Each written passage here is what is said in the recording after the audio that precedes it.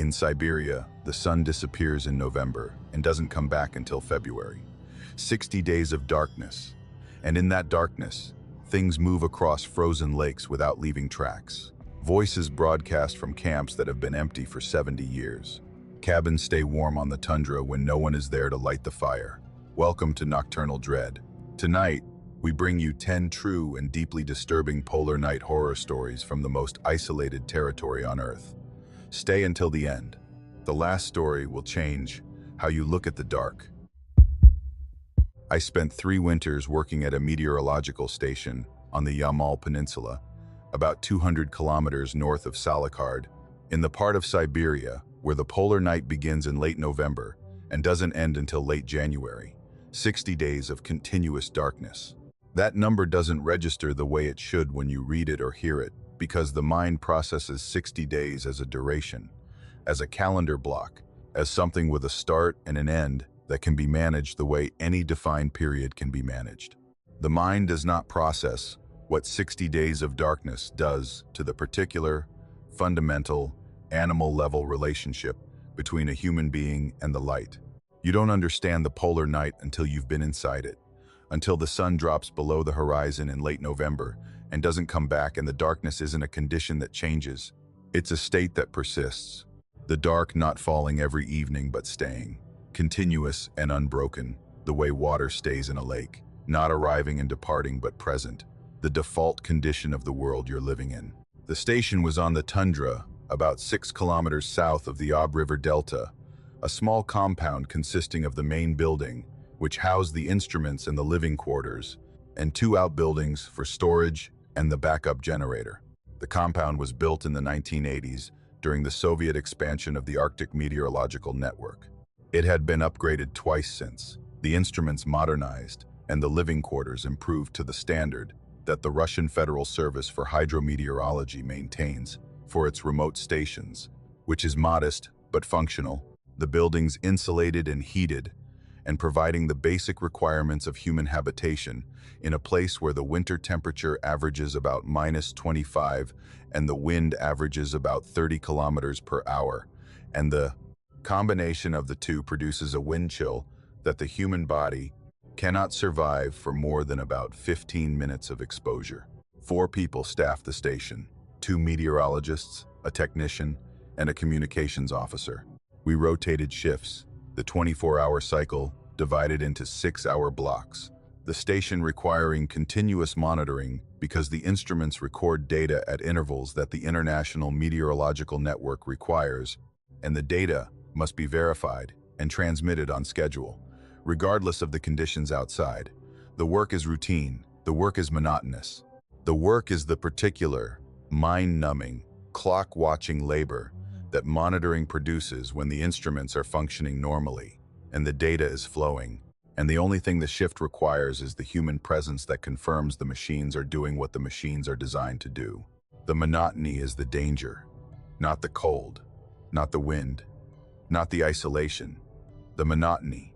The polar night produces a monotony that the human mind is not adapted for, the unvarying darkness creating a temporal flatness that eliminates the cues the brain uses to distinguish one period from another. There is no morning, there is no evening, there is no noon.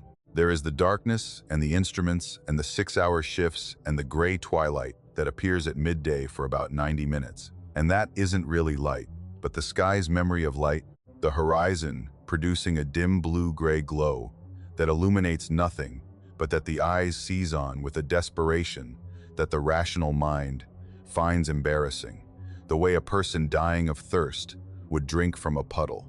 The twilight comes, and the eyes drink it, and the twilight goes, S, and the darkness returns, NS, and the instruments require monitoring, and the shift continues. December of 2021, I was in my 2nd winter at the station. The polar night had been in effect for about 3 weeks. The routine was established, the shifts were rotating, the instruments were functioning, the data was flowing, the darkness was continuous. I was on the overnight monitoring shift, the midnight to 6 block that the schedule assigned me that week, the shift that occupies the deepest hours of the dark and that produces the particular, quiet, isolated quality of being awake and working, while the other 3 people at the station are sleeping, and the tundra outside is dark, and the wind is the only sound, and the instruments are the only company. It was about 2:30 in the morning. I was recording the hourly readings from the barometric instruments, the routine data capture that the shift requires, the numbers transcribed from the digital displays to the log sheets that the station maintains as backup to the automated data transmission. The main building has windows on all 4 sides, the double-glazed panels that Arctic construction requires, the windows showing nothing but the darkness outside, and the faint reflection of the interior lighting on the glass. I looked up from the log sheets and looked out the east-facing window, and I saw the light. The light was on the frozen lake about 3 kilometers east of the station. The lake is a large, shallow body of water, about 6 kilometers long and about 4 kilometers wide, that freezes in October and doesn't thaw until June, the ice growing to about 1.5 meters thick by midwinter. The surface a flat expanse of wind-polished ice that in the dark of the polar night is invisible, a flat black plain that merges with the flat black tundra and the flat black sky until the horizon disappears and the landscape becomes a single undifferentiated darkness. The light was white, steady, not flickering, not pulsing, not showing the variation that flames produce or that battery-powered lights produce when the battery is cold and the output fluctuates. The light was consistent and bright, about the intensity of a vehicle headlight but concentrated in a single point, rather than spread in a beam. The light was moving, south to north across the lake's surface. The movement was smooth and level and constant, not showing the bobbing that a headlamp produces when it's attached to a walking person, and not showing the sweep that a vehicle's lights produce when the vehicle turns or encounters uneven terrain. The light was moving in a straight line, at a consistent speed across the frozen lake. I got the binoculars.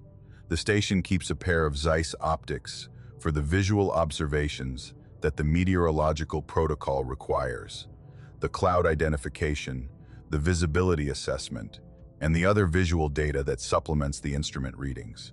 I focused the binoculars on the light. The magnification brought the light closer, but did not resolve it into a source. The light was a point. The binoculars showed no vehicle, no person, no structure around the light. The light existed as a luminous point moving across the dark surface of the frozen lake, with no visible means of propulsion and no visible origin. The light was there. The light was moving. The light was producing illumination. And the light was alone on the ice, unattached to anything that the binoculars could resolve. I watched the light for about 20 minutes. The light crossed the full width of the lake, approximately 4 kilometers, at a speed I estimated at about 15 kilometers per hour, by timing its progress against the landmarks I could identify on the far shore. The speed was consistent. The direction was consistent. The height above the ice surface was consistent, the light maintaining what appeared to be about 2 meters of elevation above the frozen surface, the height that a light mounted on a vehicle or carried by a tall person would produce, but maintained with the perfect, unwavering levelness that neither a vehicle on rough ice nor a walking person can sustain for 4 kilometers. The light reached the far shore of the lake. The light did not stop at the shore. The light did not slow. The light continued at the same speed and the same height over the tundra beyond the lake, the light moving north across the flat terrain, with the same smooth, unvarying transit that it had maintained across the ice. The light grew smaller with distance. The light disappeared into the tundra to the north, the luminous point shrinking to a pinpoint and then to nothing, the darkness closing behind it, the way darkness closes behind anything that produces light and then stops producing it. I noted the time, d, the direction, n, and the estimated speed in the observation log. I recorded it as an unidentified light source, observed crossing the lake's surface from south to north. I did not wake the others. The observation log is a factual record. The entry was factual. An unidentified light had crossed the lake. I recorded what I saw. In the morning, during the gray twilight that passes for daylight, I took one of the station's snowmobiles to the lake. The ride took about 15 minutes at the speed that the terrain allows. I reached the southern shore of the lake, the shore that the light had come from, and I drove onto the ice. The ice was smooth, wind-polished. The surface shows the particular, glass-like quality that Arctic lake ice produces when the wind scours the snow from the surface and polishes the ice to a hard sheen that reflects the dim twilight like a dark mirror. There were no tracks on the ice. I drove the snowmobile in a search pattern across the section of the lake that the light had crossed, covering about 2 kilometers of the transit path. The ice showed no evidence of passage. No ski tracks, no snowmobile tracks, no footprints, no tire marks, no disturbance of any kind to the wind-polished surface. The ice was continuous and unbroken, showing no indication that anything had crossed it in any direction at any time. My snowmobile's tracks were the only marks on the surface, the cleated track prints clear and sharp in the thin layer of frost that the ice carried. I drove to the northern shore, the shore that the light had reached before continuing into the tundra. The snow on the tundra beyond the lake showed no tracks. The snow was smooth and wind-packed and undisturbed, the surface showing the even, unbroken quality that wind-compacted snow maintains until something heavy enough to break the crust crosses it. Nothing had broken the crust. Nothing had crossed the snow between the lakeshore and the tundra to the north. The light had moved 4 kilometers across a frozen lake at 2:30 in the morning, at 15 kilometers per hour, at a constant height of 2 meters above the surface, and had continued across the tundra and had left nothing. No tracks, no marks, no disturbance, no evidence. I told Dmitry, the senior meteorologist, what I'd seen and what I'd found on the ice. Dmitry had been at the station for 7 winters. He listened without interrupting. He looked at the observation log entry. He looked at me. He said I wasn't the first person at the station to see a light on the lake during the polar night. He said it had been reported by 3 previous staff members over the past decade. He said the light always moved from south to north. He said the light always maintained the same speed and the same height. He said the light never left tracks. He said the station had reported the sightings to the regional office, and the regional office had attributed them to atmospheric phenomena, the optical effects that the polar atmosphere produces when temperature inversions bend light across the horizon and create mirages that the darkness makes difficult to assess. Dmitry said he didn't believe it was an atmospheric phenomenon. He said atmospheric phenomena don't maintain a consistent speed of 15 kilometers per hour across a specific trajectory for 20 minutes. He said atmospheric phenomena don't produce a single point of white light at a consistent elevation of 2 meters above a frozen surface. He said whatever the light was, it was on the ice, or near the ice, and it was moving across the lake with a purpose and a direction that atmospheric optics doesn't explain. He said one more thing. He said the Nenets reindeer herders who passed through the area during the winter migration had a name for the light. He said the name translated roughly as the one who walks without feet. He said the Nenets considered the light to be a traveler, not a spirit, not a ghost, a traveler. Something that was going somewhere across the ice during the polar night, moving from one point to another with the steady, purposeful, undeviating motion of something that knows where it's going, and that has been making the same journey across the same frozen lake for longer than the meteorological station has existed, and longer than the Nenets' oral tradition can. Date. He said the Nenets don't fear the light. He said they don't interfere with it. He said they consider it the same way they consider the wind or the cold or the dark, as a feature of the landscape that the polar night produces, and that the people who live in the polar night accommodate by acknowledging its presence and staying out of its way. I saw the light twice more during my remaining time at the station. Both times in December, both times during the deepest part of the polar night. Both times the light crossed the lake from south to north at the same speed and the same height, and both times the ice showed no tracks in the morning. The light moved across the frozen lake the way it has apparently been moving across the frozen lake for generations, the steady white point transiting the dark surface from one shore to the other and continuing into the tundra. The one who walks without feet, making its journey across the ice without leaving evidence that it was ever there. I don't know what the light is. Dmitry doesn't know. The Nenets don't explain. The light crosses the lake during the polar night, and the ice shows nothing in the morning. And the observation log records what the observer saw, and the regional office attributes it to an atmospheric phenomenon. And the darkness continues for 60 days, and the light makes its crossing, and the tundra receives it, and the ice keeps no record. The one who walks without feet, going somewhere, across the ice, in the dark, without tracks, without explanation, without stopping, the way it has been going for longer than anyone at the station can say.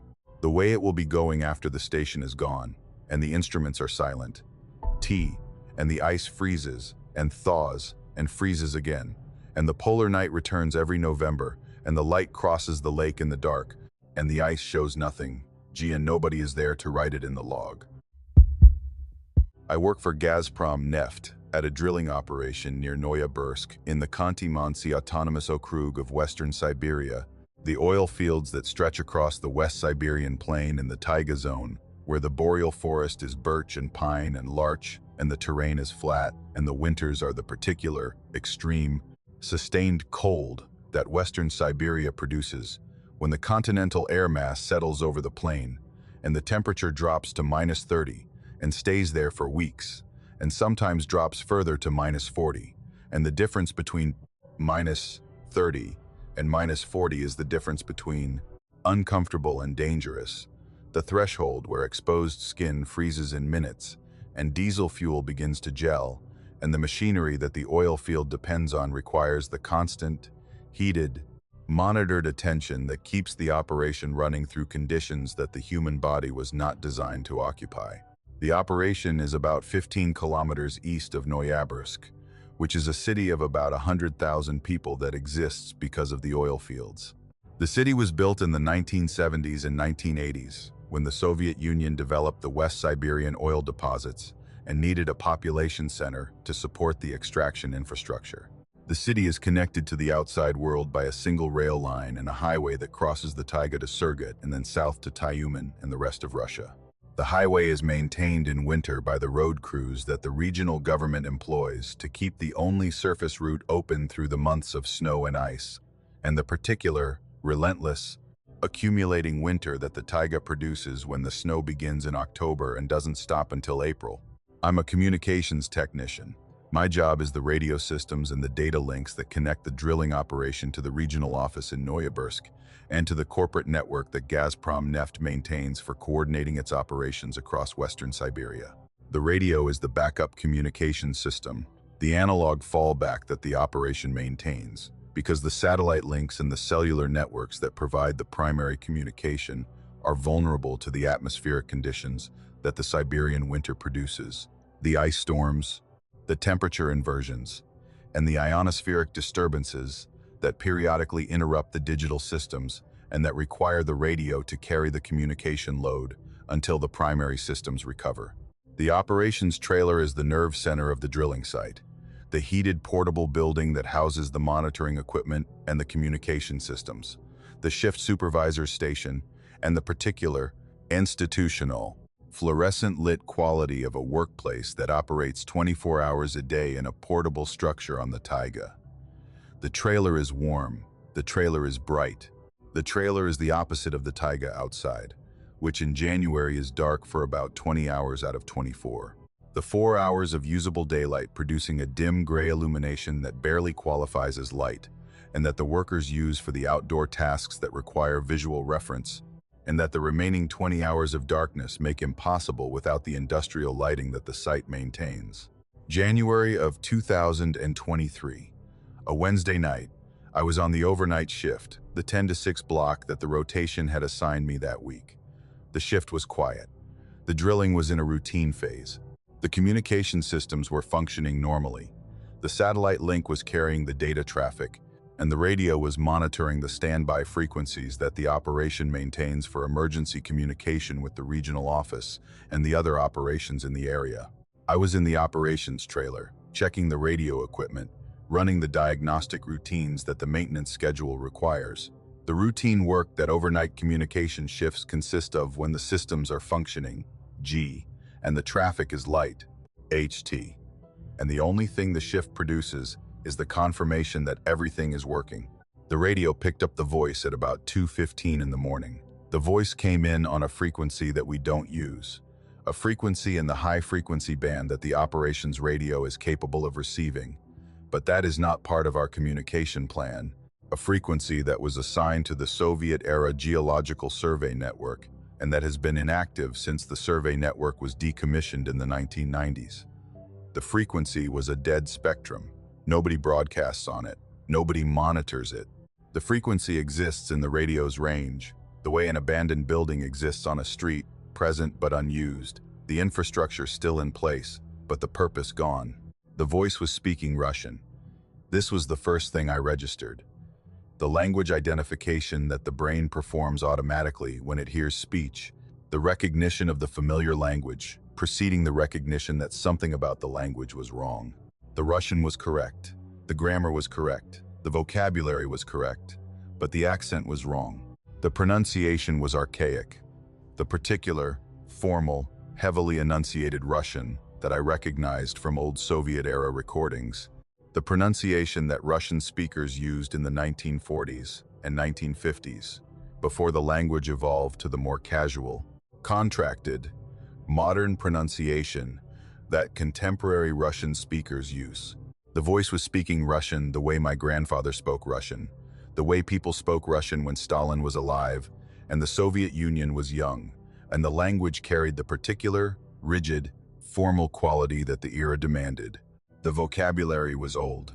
The words were Russian words, but some of them were words that I recognized from literature rather than from conversation. The technical terms and the formal constructions that Soviet-era scientific communication used and that modern Russian has replaced with simpler, more direct equivalents.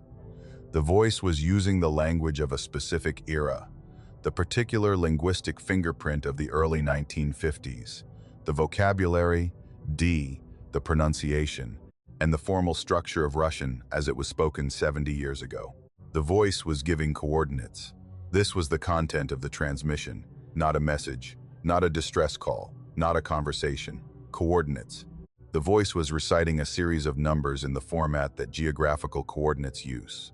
The degrees and minutes and seconds of latitude and longitude, the numbers spoken clearly and deliberately in the archaic pronunciation with the particular, precise, unhurried quality of someone who is transmitting critical information and who wants the information to be received accurately. I wrote them down. The habit of the communications technician, the trained response of recording any transmission that comes in on any frequency, because the recording is the evidence, and the evidence is the job. I wrote the coordinates on the notepad beside the radio.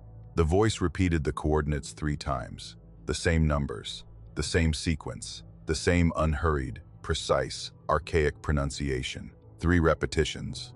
The standard Soviet-era protocol for transmitting coordinates was to repeat them 3 times to ensure accuracy. The voice was following a communication protocol that had been obsolete for decades. The transmission ended. The voice stopped.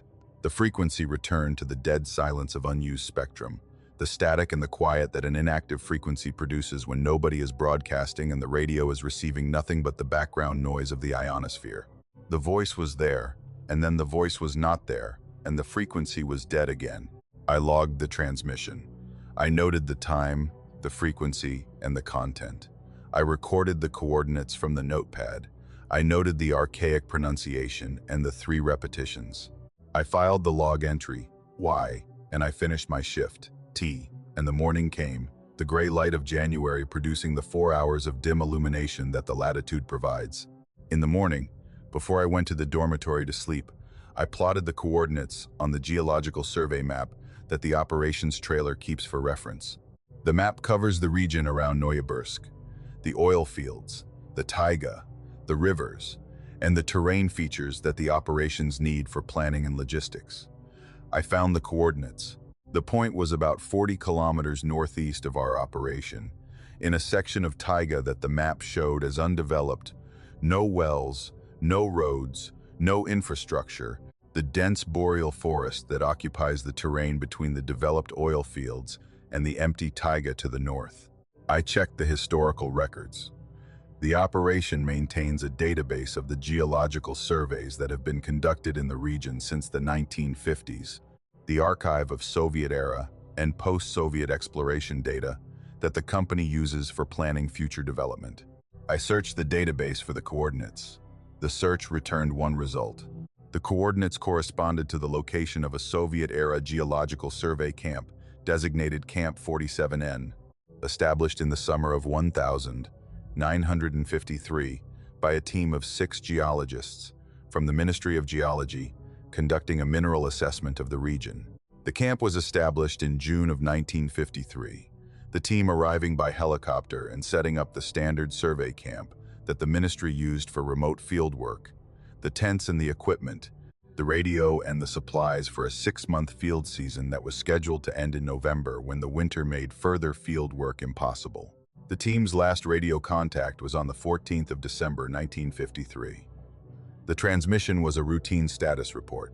The team reported that the field season had been extended due to promising mineral indicators and that they would be remaining at the camp through the early winter to complete additional sampling. The team reported that their supplies were adequate. The team reported that their health was good. The team reported their coordinates. The next scheduled radio contact was December 21. The team did not respond. The regional office attempted contact on December 22 and December 23 and every day through the end of December. No response.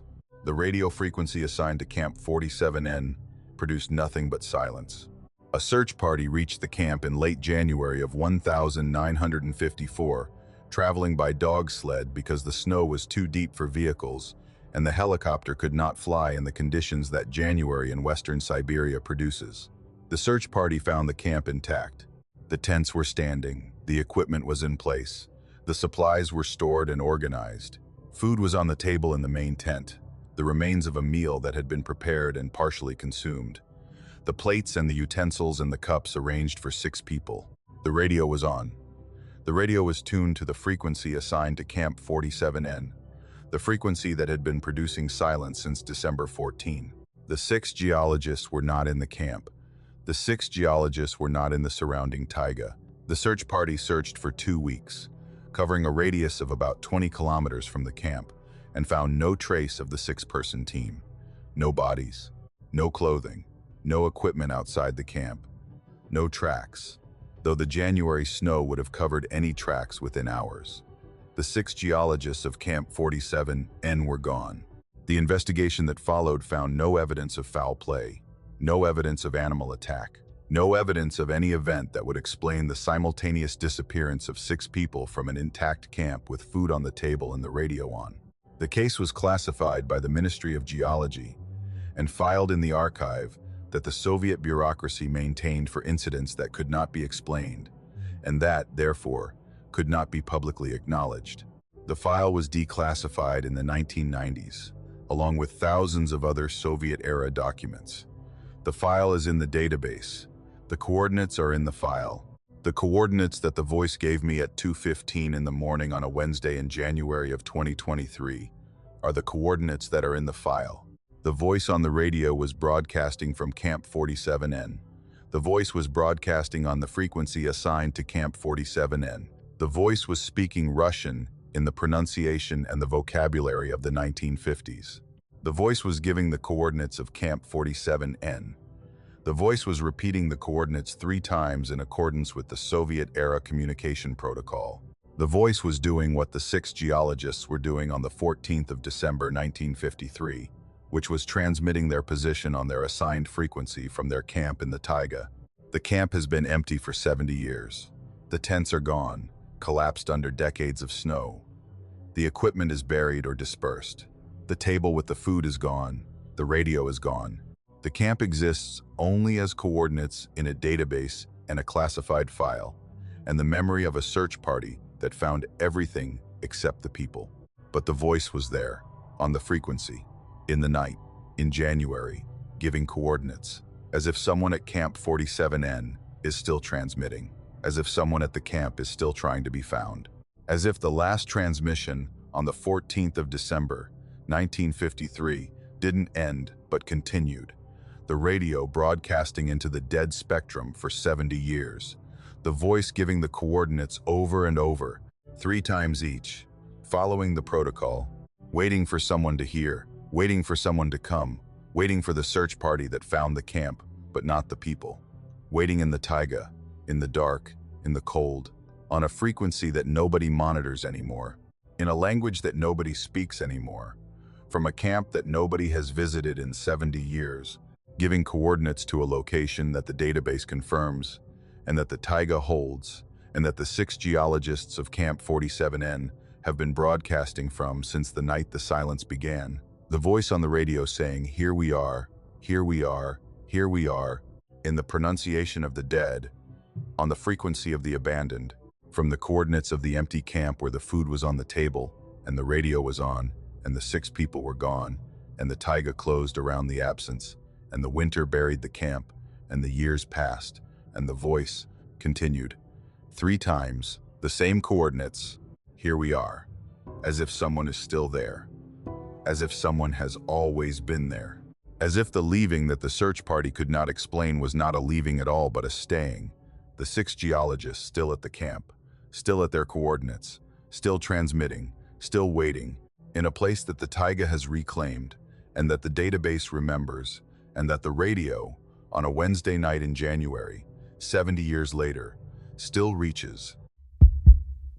I'm a pipeline inspector for Gazprom Transgaz-Ugorsk, one of the subsidiaries that operates the natural gas transmission infrastructure in the Yamalo-Nenets Autonomous Okrug of northern Siberia, the territory above the Arctic Circle, where the gas fields that heat Europe and power the Russian economy feed into the pipeline network that carries the products south across the tundra and the taiga and the steppe to the population centers, where the gas becomes electricity and warmth, and the domestic energy that a northern country requires to survive its own winters.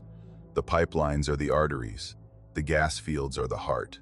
The inspection work that I do is the diagnostic, the routine monitoring that ensures the arteries are intact and the product is flowing, and the infrastructure that the national economy depends on is functioning in a landscape that is actively trying to destroy it every day of the year, and that succeeds more often than the company's public relations department would like to acknowledge.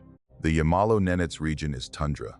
This word gets used loosely by people who haven't been there, applied to any cold, flat northern landscape the way desert gets applied to any hot, flat southern landscape. The tundra of Yamalo-Nenets is specific. It is the permafrost plain that stretches from the Ural Mountains east to the Ob River Delta and north to the Kara Sea, the flat, treeless, wind-exposed terrain that the continuous permafrost produces when the ground is frozen to a depth of several hundred meters, and the surface thaws for about 2 months in the summer, and refreezes in September, and remains frozen until June. The terrain is flat, not gently rolling, not undulating, flat. The flatness of the tundra is the flatness of the ocean, the horizon equidistant in every direction, the surface unbroken by any vertical feature that the eye can use for orientation, the landscape producing the particular, vertiginous, compass-dependent quality of navigation that occurs when there is nothing to navigate by except the instruments and the pipeline markers and the GPS coordinates that the inspection protocol requires. The polar night at this latitude begins in early December and ends in early February, about 2 months of continuous darkness broken by the twilight that the sun produces when it passes closest to the horizon at midday. The gray-blue glow that lasts about an hour and a half, and that provides enough light to distinguish the snow surface from the sky, but not enough to conduct the inspection work that the pipeline requires. The inspection work happens in the dark. The headlights of the inspection vehicle, a modified Trekkel all-terrain truck with the oversized low-pressure tires that the tundra's soft snow surface demands, provide the illumination. The headlights reach about 100 meters ahead. Beyond the headlights is the dark. The dark of the Arctic tundra in the polar night is not the dark of a rural area, RA forest, or even a desert. It is the dark of the absence of all light-producing and light-reflecting surfaces in every direction for hundreds of kilometers. The dark is complete. The dark is a material. The dark is the medium through which the inspection vehicle moves, the way a submarine moves through water, the headlights providing the forward visibility, and the darkness providing everything else. February of 2022, the last week of the polar night. The sun was still below the horizon, but the twilight was growing longer, the midday glow extending from about 90 minutes to about 2 hours, the light increasing incrementally as the sun's orbital approach to the horizon brought the photons closer to the threshold of visibility. The polar night was ending. The light was returning. The landscape was about to become visible again after 2 months of darkness. The last week of the polar night has a quality that the first week does not, the quality of anticipation, the sense that the darkness is temporary, and the light is coming, and the tundra will emerge from the black into the white, and the work will proceed in the visibility that the human eye requires and that the headlights approximate but do not replace. I was conducting a routine inspection along a 40-kilometer section of pipeline designated as Section 14 North, the segment that runs from Compressor Station 14 North to the junction point where Section 14 North connects to the main transmission line. The inspection protocol requires a visual check of the pipeline surface, D, the support structures, and the maintenance road at intervals that the engineering department calculates based on the age of the pipette, D, the soil conditions, and the history of maintenance issues. Section 14 North is inspected every 2 weeks. The inspection takes about 4 hours. The trecal covering the 40 kilometers at the 10 km/h speed that the tundra surface permits and the protocol requires for adequate visual assessment. I was about 8 kilometers into the inspection, the trecal moving north along the maintenance road that parallels the pipeline, the headlights showing the road surface and the pipeline to my left, T and the tundra stretching flat and dark on both sides. The temperature was about -30. The wind was light, maybe 10 km/h from the northwest. Not enough to produce the ground blizzard that higher winds create when they pick up the loose surface snow and reduce visibility to 0. The conditions were good for the inspection. The headlights were reaching their full range. The pipeline markers were visible. The road was showing the compacted snow surface that the last inspection vehicle had produced 2 weeks earlier. The headlights showed the tracks at about kilometer 9. The tracks were in the snow beside the pipeline, on the left side, between the pipeline and the maintenance road. The tracks were boot prints, a single set, human. The boot prints show the clear, sharp-edged impressions that fresh tracks produce in cold snow, when the snow crystals haven't been disturbed by wind, and the temperature is cold enough that the crystal structure maintains the shape that the boot imposed. The tracks were fresh, made within the last few hours. The wind at 10 km/h would degrade the edges of boot prints in loose snow within about 4 to 6 hours, depending on the snow texture. These edges were sharp. These prints were recent. I stopped the trecal. I looked at the tracks through the windshield. The boot prints were walking north, the same direction I was traveling, the same direction the pipeline runs. The prints were beside the pipeline, about a meter from the pipe, walking in a straight line parallel to the infrastructure. The stride was consistent. The depth was consistent. The spacing between prints was about 70 centimeters, the normal walking stride of an adult. The boot prints showed a lug sole pattern, the kind of tread that winter boots produce, the standard cold weather footwear that anyone working in the Arctic would wear.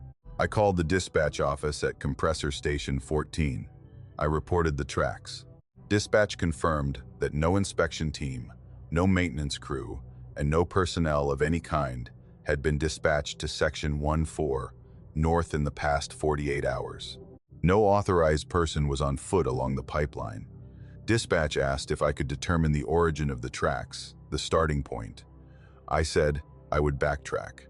I drove the trecal south, back along the route I'd come, looking for the point where the tracks began. The tracks continued south beside the pipeline, the same straight line, the same consistent stride, the same 1 meter distance from the pipe. The tracks continued past the point where I'd first noticed them. The tracks continued for about 3 more kilometers south. And then the tracks began. The tracks began in the snow, the same way they would later end. There was smooth, unbroken snow. And then there was a boot print.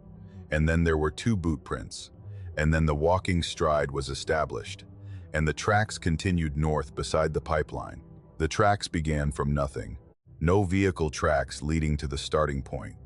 No cross-country tracks approaching from the east or the west. The boot prints materialized in the snow beside the pipeline and began walking north. I returned to the starting point and began following the tracks north.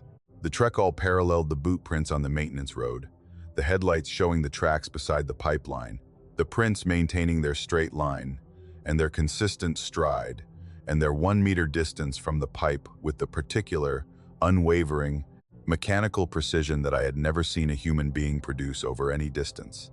Because human walking naturally varies, the stride shortening and lengthening with the terrain and the fatigue and the micro-adjustments that the body makes with every step.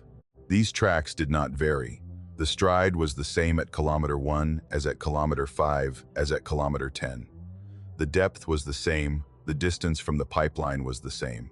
The tracks walked beside the pipeline, the way the pipeline runs beside the maintenance road, with the engineered, surveyed, consistent precision of infrastructure, rather than the organic, variable, adaptive motion of a person. I followed the tracks for 12 kilometers. 12 kilometers of boot prints in a straight line beside the pipeline, the prints fresh and sharp and showing no evidence of the walker stopping or turning or deviating or adjusting stride or doing anything other than walking north beside the pipe at a consistent pace in a straight line in the dark and minus 30 degrees on the open tundra during the polar night. At kilometer 12, the tracks stopped. The last boot print was in the snow. Complete and sharp-edged, the lug sole pattern is clear, the print showing the full weight of the final step. Beyond the last print, the snow was smooth, unbroken, wind-packed and undisturbed. The surface shows the even, continuous quality that snow maintains when nothing has touched it. The tracks did not gradually fade. The tracks did not veer off the pipeline path toward a vehicle, a structure, or any destination. The tracks stopped. The last step was taken, and the next step was not. In the snow beyond the last print extended north beside the pipeline into the darkness without marks. I stopped the trickle. I got out. The cold hit immediately. The minus 30 seizing the exposed skin of my face and the moisture in my nostrils freezing, and the particular, physical, aggressive quality of Arctic cold announcing itself in the first second of exposure. I walked to the last boot print. I stood beside it. I looked at the print, and I looked at the snow beyond it. And I looked at the pipeline continuing north into the headlights, and beyond the headlights into the dark. There was nowhere for the person to have gone. The tundra was flat, open, featureless. The visibility in the headlights was about 100 meters, and the visibility beyond the headlights was 0, but the snow surface would show tracks in any direction. I walked a circle around the last boot print, expanding the radius with each pass, looking for tracks leading away from the pipeline in any direction, east, west, north. There were no tracks. The snow was unbroken. The person who had walked 12 kilometers beside the pipeline in a perfectly straight line, at a perfectly consistent stride, had taken a final step, and had not taken another, and had not walked away in any direction, and had not been picked up by a vehicle, and had not left the surface of the snow by any means that the snow could record. I reported the finding to dispatch. Dispatch sent a helicopter at first light during the midday twilight. The helicopter crew surveyed the area around the termination point of the tracks. They found nothing. No person. No tracks leading away. No disturbance of the snow surface in any direction. The helicopter crew photographed the tracks. The photographs show 12 kilometers of boot prints in a straight line beside the pipeline, and then the tracks end, and the snow is empty. The company's security department attributed the tracks to an unauthorized person, possibly a Nenets herder who had been picked up by a companion on a snowmobile. The security report noted that the absence of snowmobile tracks was inconsistent with this explanation. The report noted that the absence of tracks leading away from the termination point was unexplained. The report noted the anomalous consistency of the stride over 12 kilometers. The report was filed. The investigation was closed. The tracks were attributed to an unauthorized person. The file does not contain an explanation for how the unauthorized person appeared on the tundra without approaching from any direction and disappeared from the tundra without departing in any direction. I inspect Section 1-4 north every 2 weeks. I have inspected it 30 times since February of 2022. The tracks have not appeared again. The pipeline runs north through the tundra, the way it has been running north since it was built. The steel pipe and the maintenance ROA, D and the flat white plane extending to the horizon in every direction. The section is normal. The inspections are normal. The pipeline is intact, CT, and the product is flowing, and the infrastructure is functioning, and the tundra is the tundra. But I think about the stride, 70 centimeters, 12 kilometers, the same distance from the pipeline at the first step as at the last, the same depth, the same consistency, no variation. No human walks 12 kilometers without variation. No human maintains a stride to the centimeter over 12 kilometers in -30 in the polar night beside a pipeline on the open tundra. Whatever walked beside the pipeline was walking with a precision that the human body does not produce over that distance. And whatever walked beside the pipeline stopped walking without going anywhere. The last boot print in the snow, and then nothing. The tundra flat and open for 50 kilometers in every direction. Nowhere to go, nowhere to hide. And the tracks just end. The way a recording ends. The way a transmission ends. The way something that was being projected onto the snow stops being projected, and the snow returns to its unbroken state, E, and the pipeline continues north into the dark, K, and whatever was walking beside it is not walking anymore. Not because it arrived, not because it stopped, because it was no longer there. The way a light goes out, the way a sound stops, the way something present becomes absent without the intermediate step of departure. The tracks end. The snow is smooth. The pipeline continues. And whoever walked 12 kilometers beside it in the polar night at -30 with a stride that did not vary by a centimeter over the entire distance was not walking the way people walk, and was not stopping the way people stop, and was not there the way people are there, and then he was not there at all. I'm a reindeer herder with the Nenets people on the Yamal Peninsula. I say this the way I would say I'm a person who breathes, because herding is not a job for the Nenets, the way it's a job in the Russian understanding of employment, the contracted exchange of labor for wages that the modern economy produces. Herding is identity. Herding is the practice that connects the family to the tundra, and the tundra to the reindeer, and the reindeer to the family in the circular, interdependent, centuries-old relationship that defines what the Nenets are, and how the Nenets live, and why the Nenets remain on the tundra when the rest of Russia has moved to the cities and the apartments and the particular, enclosed, heated, electrically lit life that modernity provides. My family has been herding on the Yamal for as long as the family's oral history extends, which is at least 8 generations.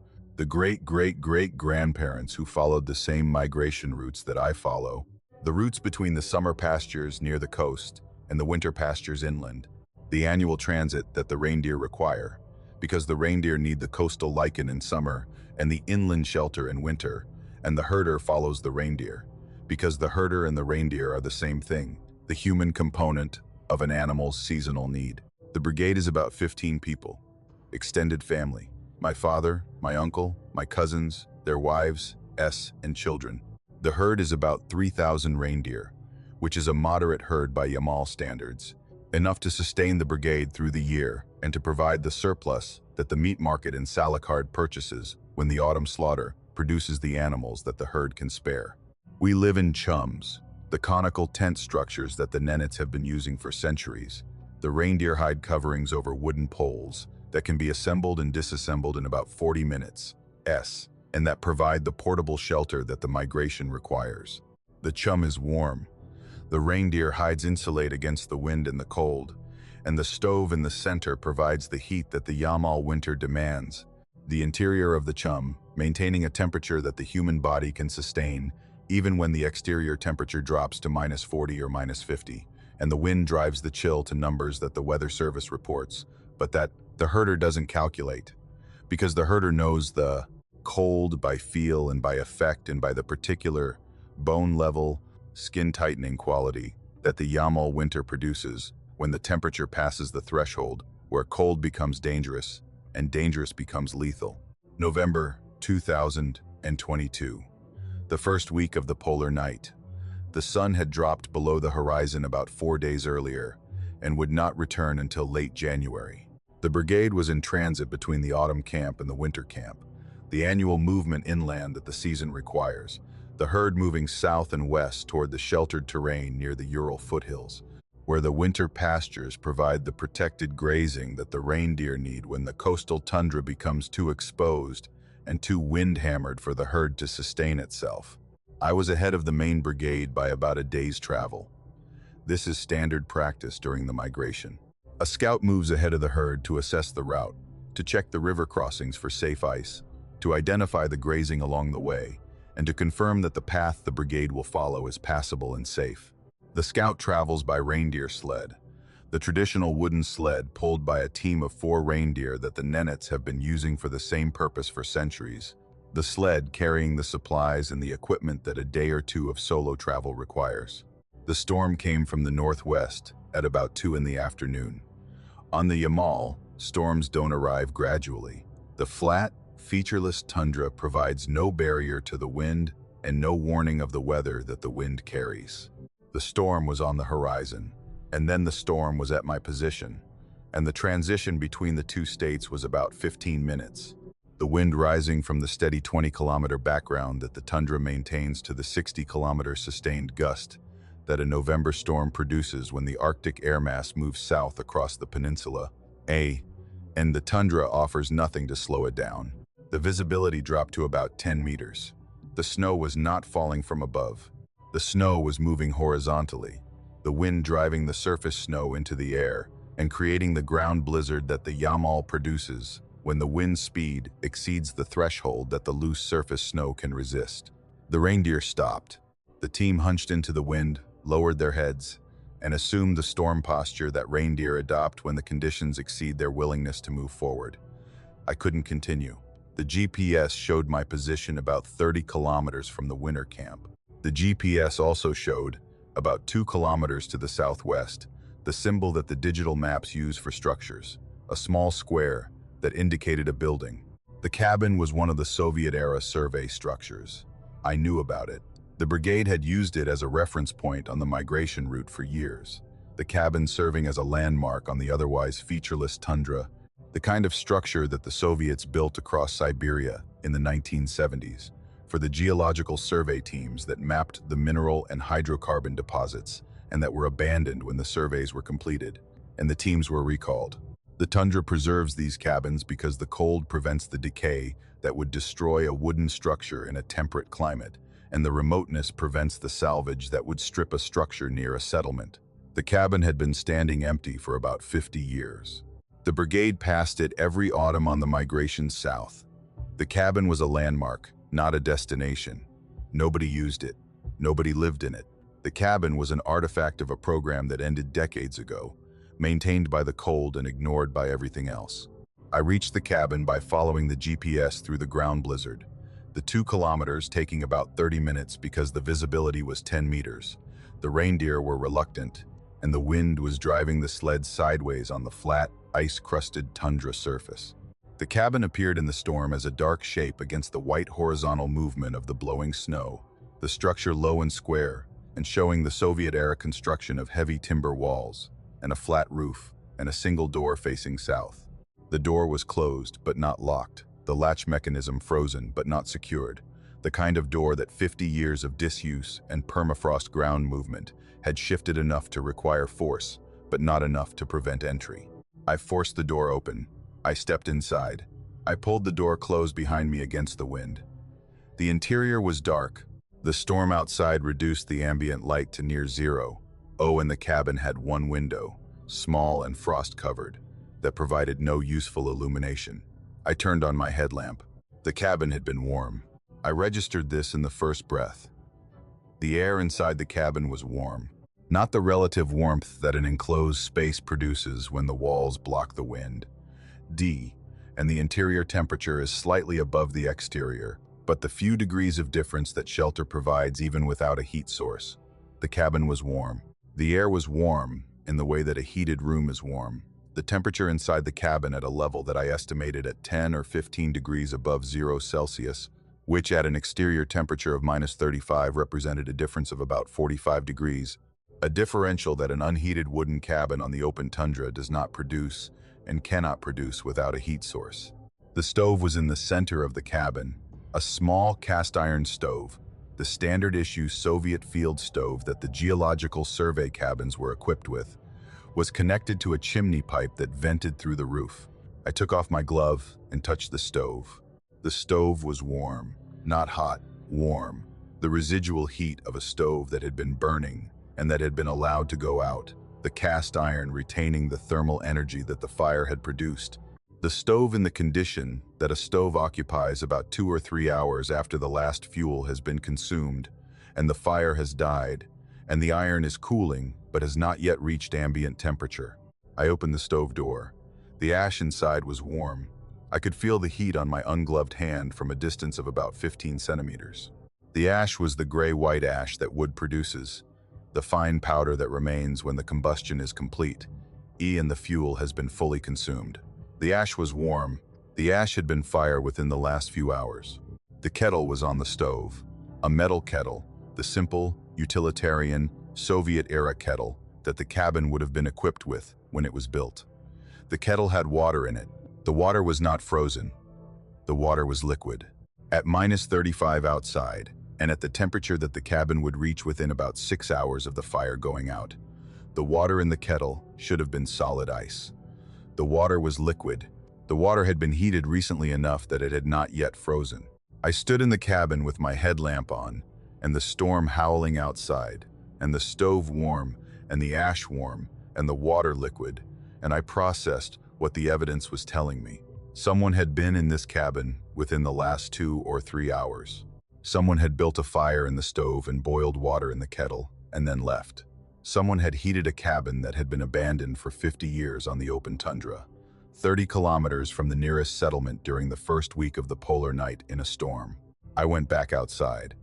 The storm was still at full intensity, the wind at 60 kilometers per hour, the visibility at 10 meters, the ground blizzard driving the snow horizontally across the flat tundra. I looked at the ground around the cabin. The snow was smooth and wind-packed and showed no tracks, no footprints, no sled tracks, no reindeer tracks. The snow around the cabin was undisturbed. The storm had been blowing for about 6 hours by this point, and would have covered any tracks within about 30 minutes of their being made. But the ash was warm. The water was liquid. Whoever had been in the cabin had been there within the last 2 or 3 hours, and the storm would have covered their tracks within 30 minutes, which meant that whoever had been in the cabin could have left as recently as 30 minutes before I arrived, and the storm would have already erased the evidence of their departure. Or it meant something else. It meant that whoever had been in the cabin had not left tracks. It meant that whoever had heated the stove and boiled the water had arrived at the cabin and departed from the cabin without leaving footprints in the snow, on the open Yamal tundra, in November, in the polar night, 30 kilometers from the nearest settlement, 40 kilometers from the nearest road, in a cabin that has been officially abandoned for 50 years, and that nobody in the brigade or in the regional administration or in any record I have ever seen has reported using or visiting since the geological survey teams left.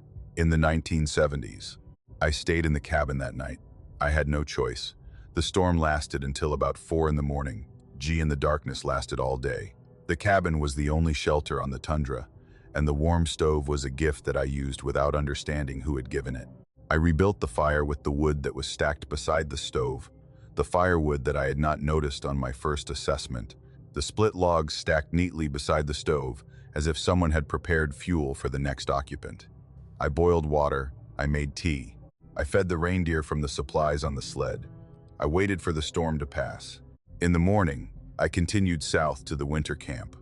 I told my father about the cabin. I told him about the warm stove, and the liquid water, and the lack of tracks. My father listened. He did not seem surprised. He said the cabin had always been like that. He said his father had sheltered in the same cabin during a storm in the 1980s and had found the same thing. Warm stove, liquid water, no tracks. He said his grandfather had told stories about cabins on the tundra that were kept warm by something that the Nenets do not name and do not discuss, and that the Nenets understand to be a feature of the tundra the same way the wind is a feature, and the cold is a feature, and the polar night is a feature. Something that exists in the landscape, and that does what it does, and that the herder accommodates by accepting the warmth when the warmth is offered, and by not asking who offered it. My father said, don't go back to the cabin unless you need to. He said the warmth is a gift, but the gift has a giver, and the giver does not want to be seen. He said the cabin is warm because something keeps it warm, And the something keeps it warm because the something uses the cabin, and the something uses the cabin because the tundra is cold and the polar night is dark, and even the things that the Nenets do not name need a place to rest. He said the cabin is not abandoned. He said the cabin has not been abandoned since it was built. He said the geological survey teams left, tea and the thing that keeps the stove warm arrived, and the cabin has been occupied continuously for 50 years, just not by people. I have not been back to the cabin. The migration route passes within about 5 kilometers of it, every autumn and every spring, and I see the dark shape of the structure on the tundra through the binoculars, and the cabin is there, and the chimney shows no smoke, and the snow around it shows no tracks, and the cabin sits on the flat white expanse of the Yamal, the way it has sat for 50 years, the Soviet-era structure, that the cold preserves and the remoteness protects, and that something keeps warm during the polar night for reasons that my father says I don't need to understand. The warmth is a gift. The gift has a giver. The giver does not want to be seen. And the ash is warm, and the water is liquid, and the tracks are absent, and the cabin is not abandoned. It has never been abandoned. It just stopped being occupied by people. And whatever replaced them keeps the stove warm and the kettle full and the firewood stacked and the door closed and the tundra around the cabin clean and trackless, the snow smooth and unbroken, as if nothing has entered and nothing has left, and the warmth inside is a condition that the cabin produces on its own, the way the tundra produces cold and the polar night produces dark. But the tundra doesn't heat stoves, and the polar night doesn't boil water. And something on the Yamal Peninsula, 30 kilometers from the nearest settlement, in a cabin that has been officially empty for 50 years, is building fires and filling kettles and leaving no tracks in the snow. My father said, don't ask who. My father said the tundra has things in it that have been in it longer than the Nenets have been herding on it. Then that will be in it after the last herder has taken the last reindeer south for the last time. He said some of them are cold the way we're cold. He said some of them need warmth the way we need warmth. He said the cabin is theirs now. He said the warmth is theirs to give. He said if the storm puts you there again, accept the fire and don't look for the one who lit it. I work as a guide for a wilderness expedition company that operates in the Puturana Plateau of central Siberia. The plateau is a volcanic tableland that rises from the taiga about 100 kilometers south of Norilsk, the nickel smelting city that is the northernmost city of its size on Earth, and that serves as the access point for the plateau, the way a port serves as the access point for an ocean. The last concentration of human infrastructure before the terrain rises into the volcanic upland, and the roads end, and the taiga begins, and the landscape becomes one of the most remote and least accessible places in Russia. The plateau covers about 250,000 square kilometers of territory that has never been developed and that shows no evidence of permanent human habitation.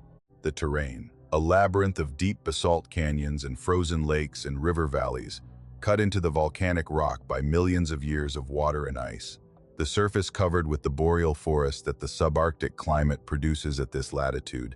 The larch and spruce and birch that constitute the taiga and that in winter stand bare or snow-loaded in the particular frozen, crystalline stillness that the Siberian interior maintains when the temperature drops to -40, and the air is too cold to hold moisture, and the forest becomes a landscape of ice. The expedition company runs research support and wilderness tours during the brief summer and supply runs and maintenance operations during the winter. The winter operations require dog sled teams. This is not nostalgia or tourism.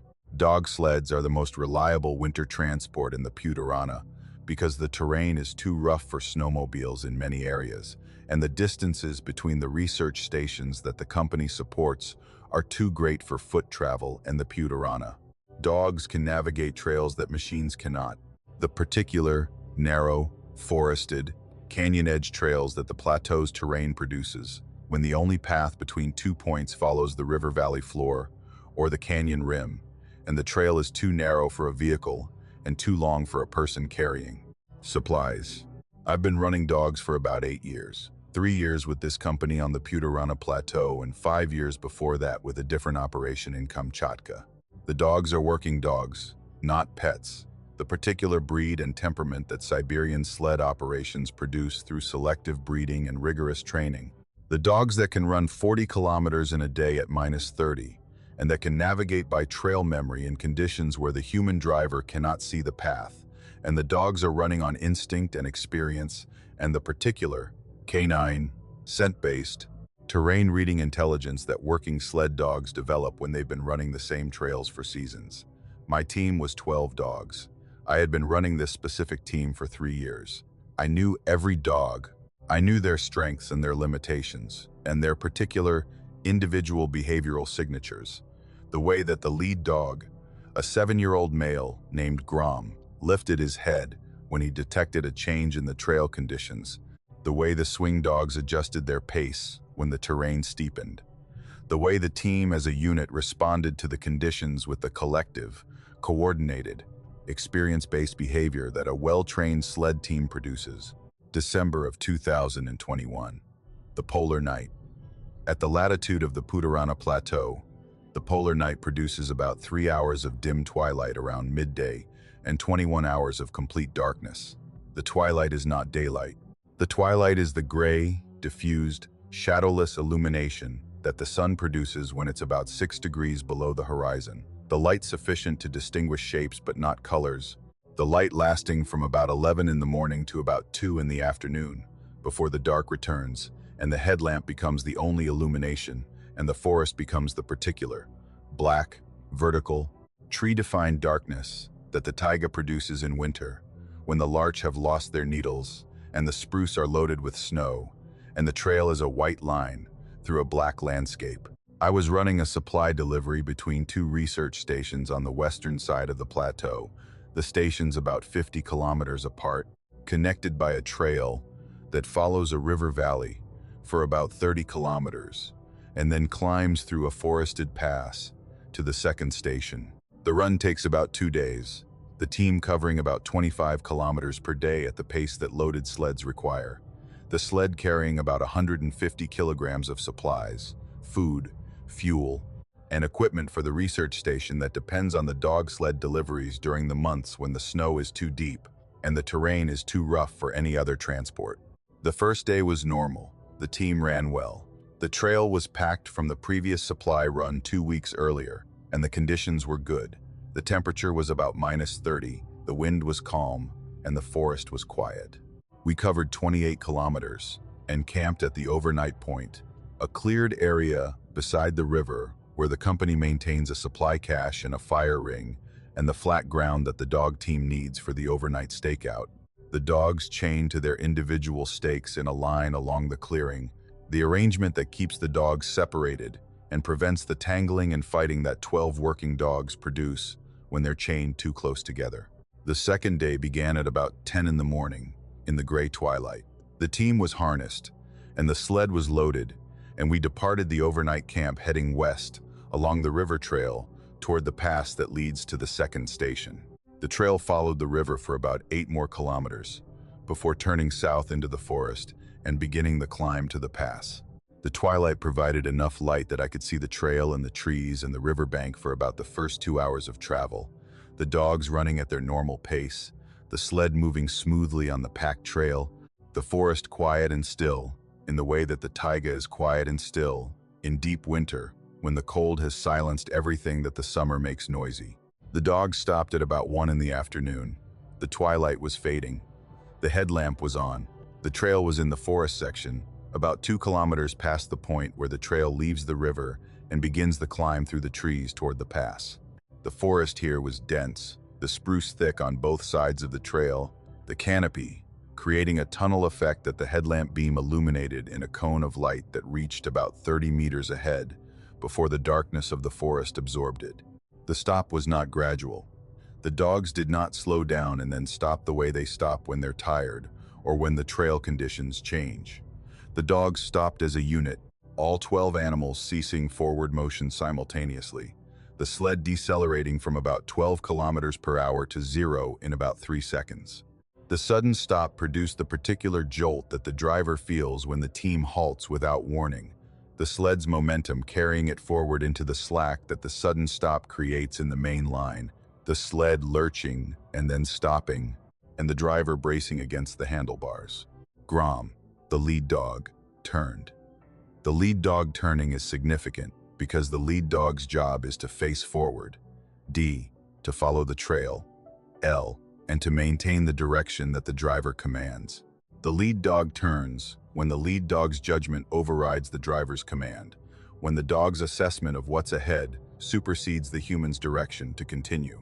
Grom turned and tried to reverse the team, the 7-year-old lead dog pulling to the right and then back, the harness line going tight across the swing dogs as Grom attempted to bring the team around 180 degrees on a trail that was barely wide enough for the sled. The swing dogs followed Grom's turn. The team of dogs behind them resisted and then yielded. The harnesses tangled. The main line crossed over itself. The team was in disorder. 12 dogs trying to reverse direction on a narrow forest trail. The lines crossing, and the dogs stumbling over each other, and the sled turned sideways, and the entire operation that 3 years of training had produced disintegrated in about 10 seconds. I set the snow brake. The metal claw dug into the packed trail and held the sled in position. I walked forward along the tangled line to the lead dogs. Grom was afraid. The fear was unmistakable. I have seen Grom face down wolves on the trail. I have seen Grom run through ground blizzards that reduced visibility to zero. I have seen Grom navigate ice crossings that I would not have attempted on foot. Grom does not show fear. Grom showed fear. The ears were flat against the skull. The tail was tucked under the body. The eyes were wide, and showing the white that dogs show when the fear is at maximum. Grom was whimpering. The particular, high-pitched, distressed, involuntary vocalization that dogs produce when the threat exceeds the dog's capacity to categorize it, the sound that working dogs make when their training has no response for what they're encountering. All 12 dogs were in the same state. 12 experienced working sled dogs. Dogs that have run this trail in -50 and in whiteout and in deep fresh snow that required breaking trail for hours. 12 dogs that I had trained and that I trusted and that had never refused a trail in 3 years of running were afraid. The fear was uniform across the team. Every dog showing the same posture, the same ear position, the same tail position, the same vocalization. The fear was not reactive, not the sudden alarm that a visible threat produces.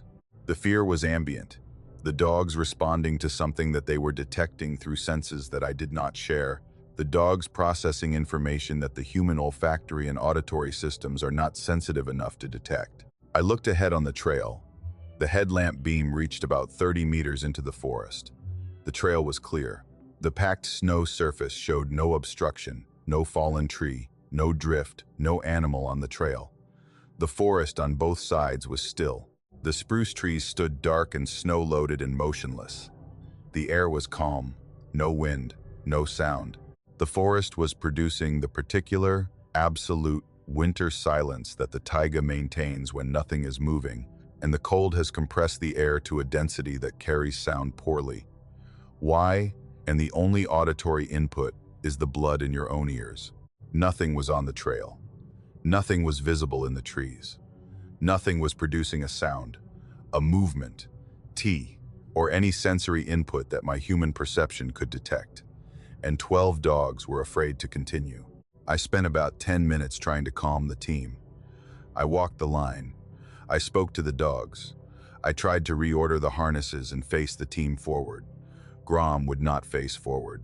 Every time I positioned him on the trail facing the direction of travel, he turned back. The other dogs followed his refusal. The team would not move forward.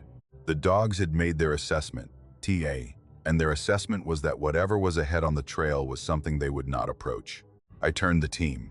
It took about 20 minutes to untangle the harnesses and reorder the dogs and get the sled pointed back the way we'd come. The dogs moved willingly in the reverse direction. The fear diminished as we traveled back along the trail, the dogs' posture normalizing over about the first kilometer, the ears coming up, the tails uncurling, and the gait returning to the confident, forward-moving rhythm that the team normally maintains. Whatever the dogs had detected was behind us, and the distance was reducing the threat. I returned to the overnight camp. I radioed the second research station and reported the delay. I told them the dogs had refused the trail and that I would attempt an alternate route in the morning. I did not speculate on the cause. In the morning, in the gray twilight, I returned to the point where the dogs had stopped. I went on a snowmobile, alone, without the dogs. The snowmobile allowed me to reach the point in about 40 minutes. I stopped the snowmobile at the approximate location of the refusal, the point on the forest trail where the team had halted and Grom had turned, and the dogs had shown fear. The trail ahead showed tracks. The tracks crossed the trail from the forest on the east side to the forest on the west side, the tracks entering the packed trail surface from the tree line on one side and exiting into the tree line on the other. The tracks were large, about 20 centimeters across, round. The shape is nearly circular, showing no elongation in any direction, no claw marks extending from the circumference, and no pad structure visible within the print.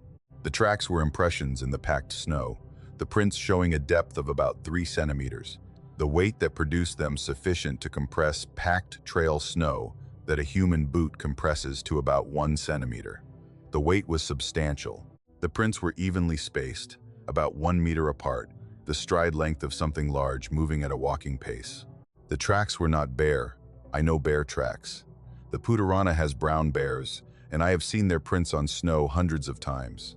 Bear tracks show 5 toes and claw marks in the particular, elongated, asymmetrical shape that ursine feet produce. These tracks showed none of that. The tracks were not wolf. Wolf tracks are oval and show 4 toes, D claw marks, and the digital pad structure that canines produce. These tracks showed no toes, no claws, and no pad structure. The tracks were round and featureless and large, and showed only the compressed circle of something heavy pressing into the snow. I followed the tracks into the forest on the west side of the trail. The tracks continued through the trees for about 50 meters. The round prints visible in the snow between the spruce trunks, the stride maintaining the 1 meter spacing. Then the tracks stopped. The last print was in the snow between 2 spruce trees, and beyond it, the snow was smooth and undisturbed, and the forest continued. D and the tracks were gone. The thing that had crossed the trail had walked about 50 meters into the forest, then stopped, Ed, leaving tracks. The snow beyond the last print was unbroken. The thing had not continued. The thing had not turned. The thing had not ascended a tree. The thing had walked into the forest and stopped existing in a way that leaves evidence in the snow. I went back to the trail. I followed the tracks into the forest on the east side. The same pattern. About 50 meters of round, featureless, evenly spaced prints through the trees. Then the tracks ended. The snow beyond the last print was smooth. The thing had approached from about 50 meters inside the east tree line, crossed the trail, and continued about 50 meters into the west tree line. And at both ends, the tracks began and ended in undisturbed snow. The dogs had known. Whatever crossed the trail had crossed it during the night or during the twilight hours before I reached that section. The tracks fresh enough that the wind had not filled them, but old enough that whatever made them was gone by the time I arrived with the team. But the dogs had known it had been there. The scent, or the sound, or whatever the dogs detected with senses that I don't possess, had told them that something had crossed the trail that exceeded what their experience and their training had prepared them for. The dogs that face down wolves and run through blizzards and navigate ice at -50 had encountered the trace of something that made them turn the team and refuse to continue. I completed the supply run by the alternate route, an additional day of travel that cost the company time and fuel. I reported the trail refusal and the tracks in the log. I described the tracks as those of an unknown large animal. The company's wildlife consultant reviewed the report and said the tracks did not match any known species in the Puturana fauna. He said the circular, featureless print with no pad or claw structure was not consistent with any mammal he could identify. He said it might be a compressed snow artifact, an old track that had been partially filled and refrozen into a round shape that had lost the original structural detail. He said this with the particular, professional, reasonable confidence that wildlife consultants produce when the evidence doesn't fit their categories, and the explanation must be found within the categories anyway. I've run dogs through that section of trail since then. The dogs have not refused it again. The trail is the trail, and the forest is the forest, and the dogs run through it the way they run through every section, with the confidence and the forward motion that 3 years of experience on the plateau produces. But I watch Grom on that section. I watch his head. I watch his ears. I watch for the lift that tells me the lead dog has detected something that the driver hasn't. Because Grom knew, on a December night in the polar dark on a forest trail on the Putarana Plateau, Grom knew something was on the trail that I could not see, and that the headlamp could not show, and that 12 experienced dogs would not approach. And whatever it was left tracks in the snow that the wildlife consultant could not identify. Round tracks, 20 centimeters, no claws, no pads, no toes. Tracks that started in undisturbed snow and ended in undisturbed snow. The tracks of something that arrived from nowhere and departed to nowhere and crossed a trail in between. And the dogs knew, before I did, before the headlamp reached it, before the morning showed the tracks. The dogs knew, and the dogs turned, and I trust the dogs. I'm a helicopter pilot who flies supply routes for mining operations in the Sakha Republic, the territory that Russians call Yakutia, and that constitutes about a fifth of the Russian Federation's total landmass. The vast, continental, almost incomprehensibly large territory of eastern Siberia that stretches from the Lena River in the west to the Pacific watershed in the east, and from the Arctic Ocean in the north to the mountain ranges that border Mongolia and China in the south. The Sakha Republic is about 3 million square kilometers. The population is about 1 million people. The math produces a density of about 1 person per 3 square kilometers, but the math is misleading because the population is concentrated in Yakutsk and a handful of other towns, and the remaining territory is effectively empty. The taiga and tundra and mountain ranges containing almost no permanent human presence across distances that are measured not in kilometers but in degrees of latitude. The spaces between the communities producing the particular, overwhelming, continental-scale emptiness that eastern Siberia imposes on anyone who flies across it, and who looks down at the landscape, and who understands that the terrain below contains nothing. No towns, no roads, no infrastructure, no evidence that the human species has ever been there, for hundreds of kilometers in every direction. I fly a Mi-8 helicopter for a logistics company that supports the diamond mining operations near Udakny, about 800 kilometers northwest of Yakutsk, in the Dalden-Alakat kimberlite field, where Alrosa operates the mines that produce about a quarter of the world's natural diamonds. The supply route between Yakutsk and Udakny crosses about 800 kilometers of taiga that is roadless for most of the distance. The terrain, a continuous boreal forest of larch and spruce and birch that extends from horizon to horizon when you're at cruise altitude, and that produces the particular, vertiginous, almost nauseating quality of sameness that the Siberian taiga generates when you've been flying over it for 3 hours, and the landscape below has not changed, and will not change for 2 more hours. And the forest is the forest, is the forest. And the only variation is the occasional river, cutting through the canopy, and the occasional lake showing as a white expanse of ice in the winter months. January of 2023. The polar night at this latitude doesn't produce total darkness the way it does above the Arctic Circle, but it produces a day that is about 4 hours long, the sun barely clearing the horizon at about 11 in the morning and dropping back below it at about 3 in the afternoon. The 4 hours of daylight producing a low, gray, shadowless illumination that the winter sky generates when the sun is at about 5 degrees of elevation, and the light has to pass through the maximum atmospheric distance to reach the ground. The twilight before and after the 4 hours of sun adds about an hour and a half on each end. The gray, dim, horizon-glowing light that allows some visibility, but that produces the particular flat, depth-free quality of illumination that makes distance judgment unreliable and terrain assessment difficult from the air. The supply run was routine. I departed Yakutsk at about 9:30 in the morning in the pre-dawn twilight with a cargo load of mining equipment and food supplies for the Udakny operation. The flight plan was the standard route, the northwesterly course that follows the Vilyu River Valley for about the first 300 kilometers before crossing into the Dalden drainage and approaching Udakny from the southeast. The weather was clear. The temperature was about -40 at altitude. The Mi-8 was performing normally. At about 11:15, approximately 400 kilometers into the flight, the navigation instruments began showing anomalous readings. The GPS display flickered and then showed a position that was about 40 kilometers north of where I knew I was based on the terrain below and the elapsed flight time. The backup compass was showing a heading that disagreed with the primary compass by about 15 degrees. The radio altimeter was fluctuating. The instrument problems were not catastrophic, not the kind of failure that requires immediate landing, but they were significant enough that I needed to verify my position by visual reference and correct my course before continuing to Udakni. I descended from cruise altitude to about 300 meters to get a better visual reference on the terrain. The descent brought me below the thin cloud layer that the winter atmosphere was producing and gave me a clear view of the taiga below. The terrain showed the continuous forest that the route crosses at this point. The larch bare of needles in the winter, R and the spruce dark and snow-laden, Ed and the forest floor white with accumulated snow. I was looking for the Marca River, which the route crosses at approximately this distance and which would give me a visual fix on my position. I did not find the Marca River.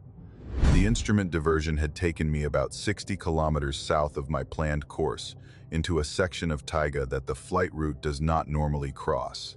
The terrain below was forest, unbroken and uniform, showing no river, no clearing, and no feature that I could match to the chart. I was navigating by dead reckoning at this point, the instruments unreliable, and the visual references absent, and the position uncertain within a margin of about 60 kilometers, which in the Sakha Republic's taiga means uncertain within a margin of about 600 square kilometers of identical forest. I saw the settlement at about 11:30. The polar twilight was transitioning to the brief daylight, the sun approaching the horizon, and the gray light intensifying to the maximum illumination that the January day would produce. The settlement was below me and to the left, visible through the cockpit window as I flew at about 300 meters altitude. A cluster of buildings. I counted approximately 12 to 15 structures, the buildings arranged in the linear, street pattern configuration that Russian villages traditionally use. The houses lined up along a central road with the smaller outbuildings, the animal sheds, and the storage structures behind and between the main buildings. The buildings were wooden. The construction shows the log cabin style that Siberian villages have used for centuries. The horizontal log walls with the notched corner joints, the pitched roofs showing the snow load that winter accumulates, the buildings dark with age and weather, and showing the particular, settled, long-occupied quality that wooden structures produce when they've been standing for decades in the subarctic conditions that the Sakha Republic provides. The buildings were intact, the roofs were complete, the walls were standing. The buildings were not ruins.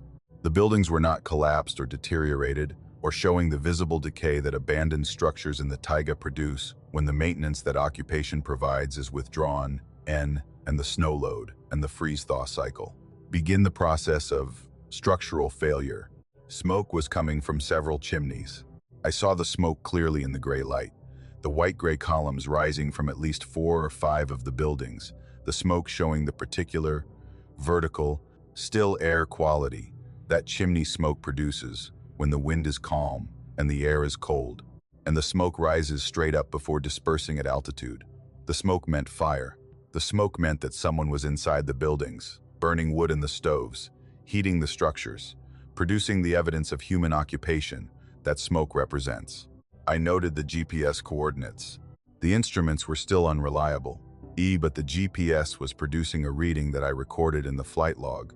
The coordinates representing my best estimate of the settlement's position based on the averaging function that the GPS provides when the signal is intermittent. I did not attempt to land.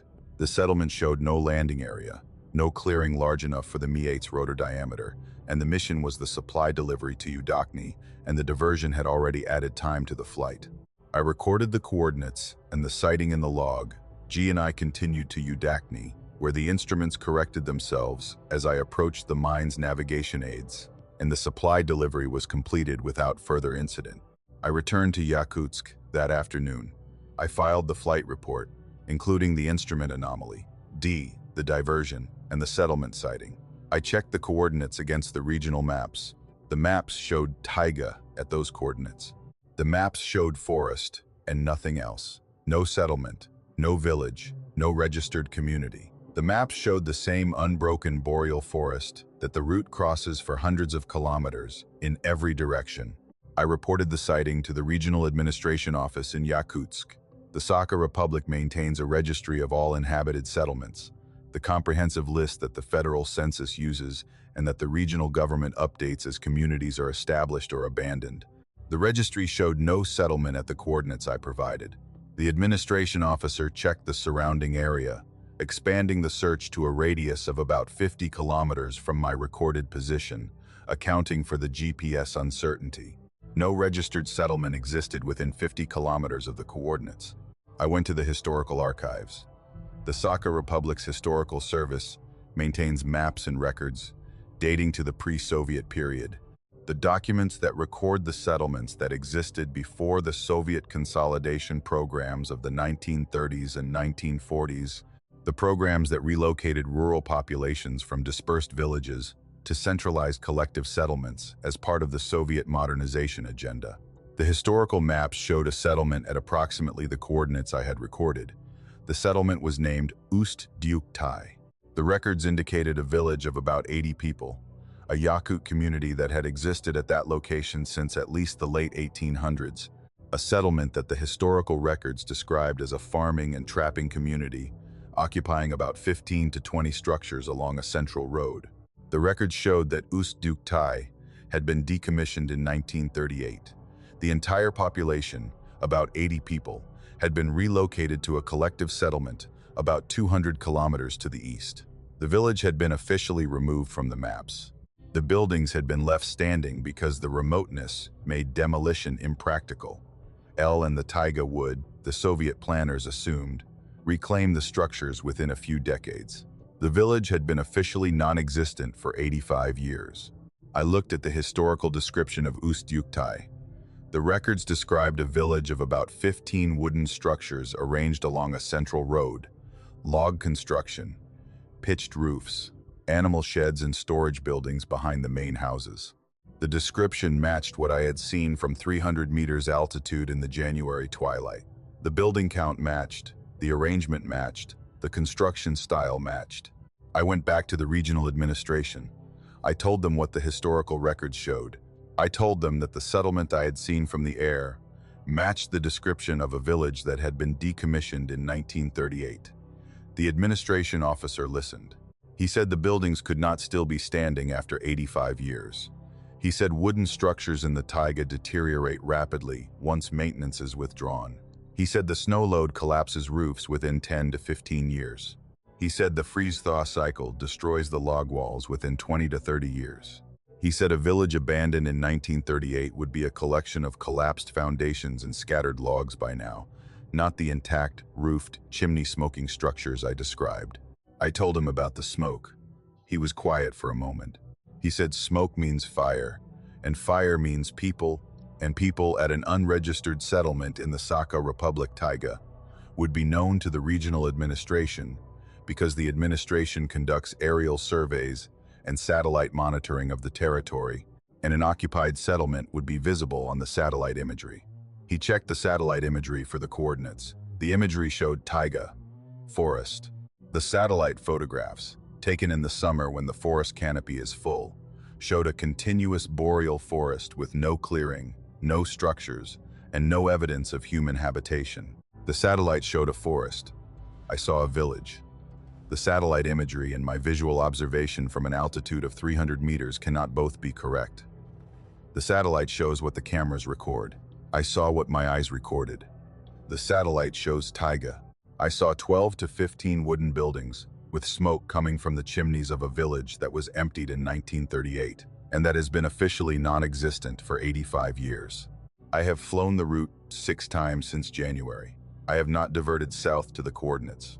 The company corrected the instrument issue, a faulty GPS antenna that was replaced in the February maintenance cycle, and the route has been flown without navigational problems since. The standard route passes about 60 kilometers north of the coordinates. I cannot see the settlement from the standard route.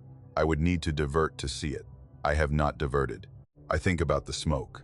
Smoke means fire, and fire means someone is burning wood. And burning wood means someone is inside the buildings, feeding the stoves, and maintaining the structures that the administration officers said cannot still be standing, and that the satellite imagery says do not exist. Someone is in a village that was emptied 85 years ago, in a section of taiga that is about 400 kilometers from the nearest town, and that contains no roads and no registered inhabitants, and that the satellite photographs show as unbroken forest. Someone is there, the smoke was real, the buildings were real. The smoke was rising from chimneys of buildings that I could see, and that the satellite cannot see, and that the maps do not show, and that the records say were decommissioned in 1938 when 80 people were moved east, and the village was erased from the official geography of the Sakha Republic. I asked the archivist one more question before I left the historical service. I asked whether all 80 people had been successfully relocated in 1938. The archivist checked the records. The relocation order was for 80 people. The receiving settlement's intake records showed 73 arrivals. 7 people were unaccounted for. The records did not explain the discrepancy. The archivist said the record keeping in 1938 was imperfect, and that the missing 7 were likely a clerical error, the kind of numerical inconsistency that the Soviet bureaucracy produced regularly when the paperwork was more important than the accuracy. 7 people are missing from a relocation of 80. A clerical error, or 7 people who did not leave. 7 people stayed in the village when the rest were moved east.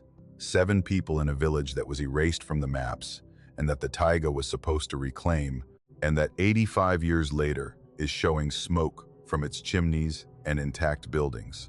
And the evidence of occupation in a place where the satellite shows forest, and the maps show nothing, and the administration says nobody lives.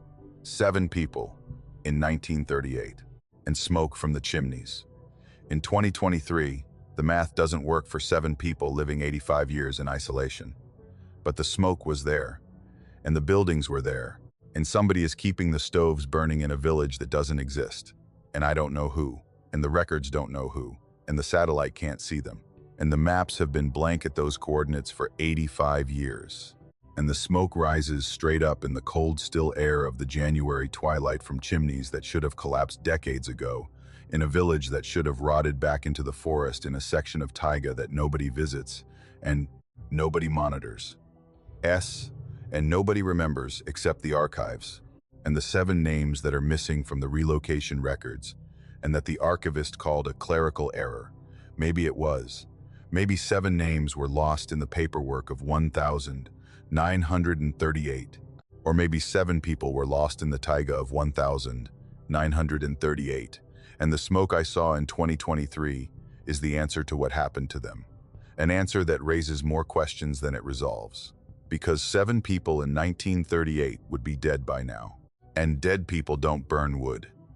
And the smoke was there.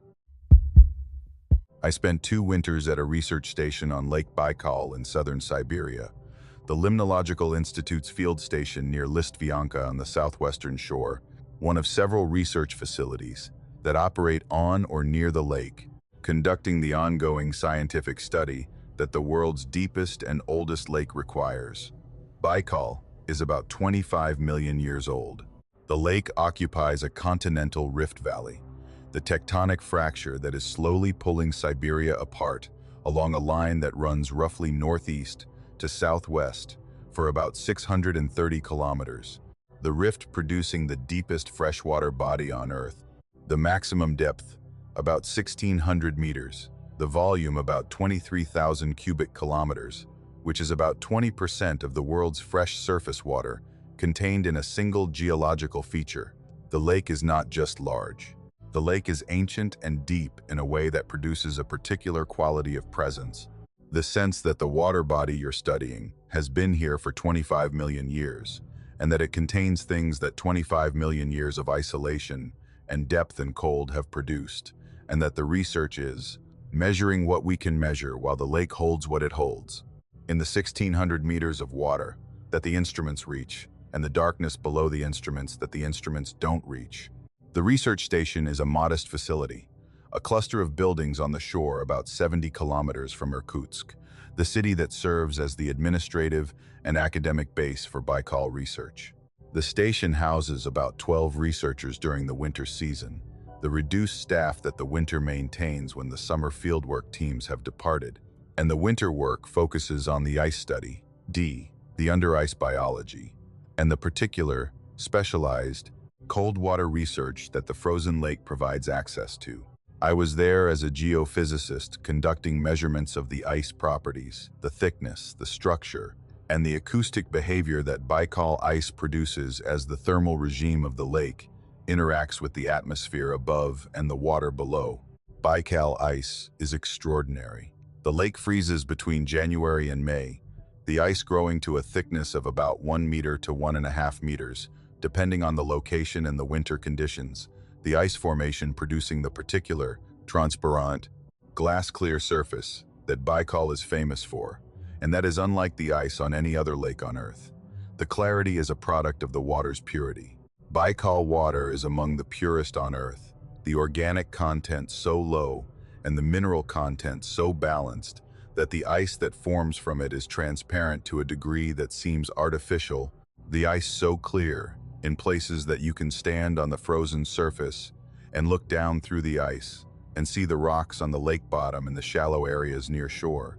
The ice functioning as a window rather than a barrier, the frozen surface revealing rather than concealing what is beneath it. The ice also produces sound. This is the characteristic that the tourists and the documentaries focus on, the deep, resonant, extraterrestrial-sounding booms and cracks and singing tones that Baikal ice generates when the thermal contraction of the cold produces stress fractures that propagate across the frozen surface. The sounds are famous.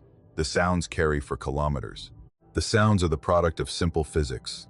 The thermal stress producing fractures that release acoustic energy in the frequency range that the human ear perceives as deep booming cracks and high singing tones. The sounds are well understood. The sounds are documented. The sounds are part of the scientific literature on ice acoustics and the tourist literature on Baikal experiences. And the sounds are, despite their otherworldly quality, thoroughly explained by the physics of thermal contraction in a large ice sheet. February of 2022. The winter had been severe. The temperatures in the -30 range for about 3 weeks. The ice at maximum thickness, about 1.25 meters at the measurement point near the station. I was conducting the acoustic measurements that my research required. The deployment of hydrophones through boreholes in the ice to record the under-ice sound environment that the lake produces during the deep freeze. The hydrophone work required time on the ice. The trips out from the station to the measurement points, the boring of the holes, the deployment of the instruments, the recording sessions, and the retrieval. The ice work happened during the daylight hours, which in February at this latitude meant about 8 hours of usable light between sunrise at about 8 and sunset at about 4. The work constrained to the hours when the light was sufficient to navigate the ice surface and to see the cracks and the pressure ridges and the thin spots that the ice produces and that the researcher needs to identify and avoid. I was on the ice at about 3 in the afternoon on a Tuesday. The work for the day was nearly complete. I had retrieved the hydrophones from the last measurement point, about 200 meters from shore, and was walking back toward the station. The afternoon light was fading. The February sun already below the tree line on the western shore, the gray twilight of the short winter day settling over the lake, the ice surface transitioning from the bright, reflective white of direct sunlight to the dim, blue-gray, shadowless quality that the twilight produces when the sun is gone, and the sky provides only the diffused remnant of the day's illumination. The ice surface around me was the transparent Baikal ice, the particular glass-clear type that this section of the lake near Listvyanka is known for. I could see into the ice to a depth of about half a meter, the layers of the ice visible as subtle variations in the transparency, the bubbles and the fracture lines, and the crystal boundaries showing in the clear matrix. Below the ice, the water visible through the transparent surface as a dark, blue-black, depthless void beneath the frozen layer. The water at this point, about 400 meters deep, the depth visible not as a measurement but as a quality of the water's darkness. The particular, profound, light-absorbing darkness that very deep water produces when you look down into it through clear ice, and the darkness looks back at you with the impersonal, geological, 25 million year patience of a body of water that has been here since before the human species existed. The ice made a sound, not the cracking. I need to be precise about this, because the distinction is critical, and the confusion between the two types of sound would explain away what I heard, and what I heard cannot be explained away. The cracking is a surface phenomenon. The thermal contraction cracks propagate horizontally across the ice surface. The fractures running through the ice sheet like lightning through a sky.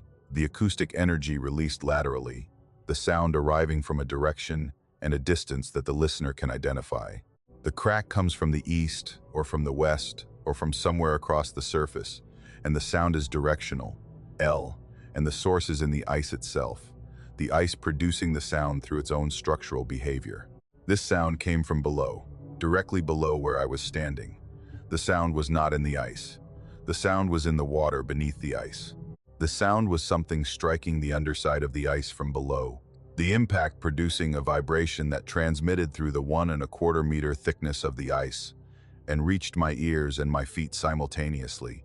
The sound arriving through the air and through the solid ice and through the soles of my boots as a vibration that I heard and felt at the same time. The sound was rhythmic.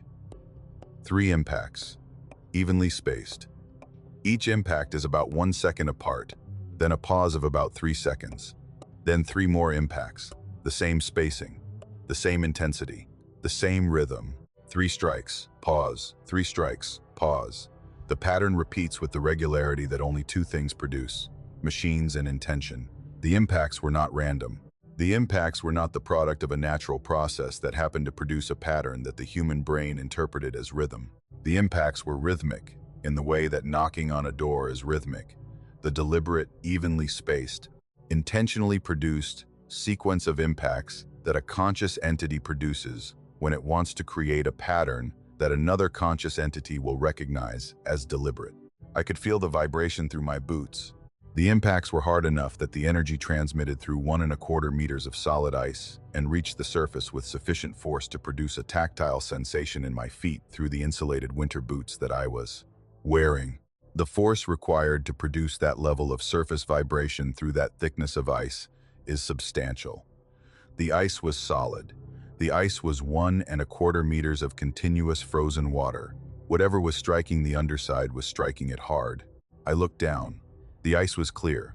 The transparent Baikal ice showed the water below, the dark, blue-black depth visible through the frozen surface. I could not see the source of the impacts. The depth was too great. The light was too dim.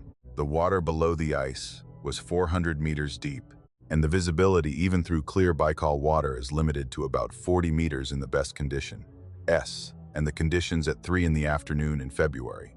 Y, with the twilight fading, G were not the best, condition. Whatever was striking the underside of the ice was doing so at a depth that I could not see. The impacts originating in the darkness below the visible range of the water column, the strikes reaching the ice surface from somewhere in the 400 meters of cold, dark water beneath my feet. The rhythm continued for about 2 minutes. 3 strikes, pause, 3 strikes, pause. The pattern unwavering, the intensity consistent. The strikes produced the same vibration in the ice each time, the same sensation through my boots each time, the same sound through the air each time. 2 minutes of the rhythmic, 3-beat, intentional sounding impacts from below the ice surface, directly beneath where I was standing on a frozen lake that is 1,600 meters deep at its maximum and 400 meters deep at this point, and that has been here for 25 million years. I thought about the endemic species. Lake Baikal contains about 2,500 species that exist nowhere else on Earth. The particular, isolated, evolutionary community that 25 million years of geographic separation produces when a body of water is large enough and deep enough and old enough to function as an evolutionary laboratory. The Baikal seal, the Nerpa, the only freshwater seal species in the world, an animal that has been in the lake since the Pleistocene, and that dives to depths of about 300 meters. The seals do not strike ice. The seals maintain breathing holes in the ice through which they surface.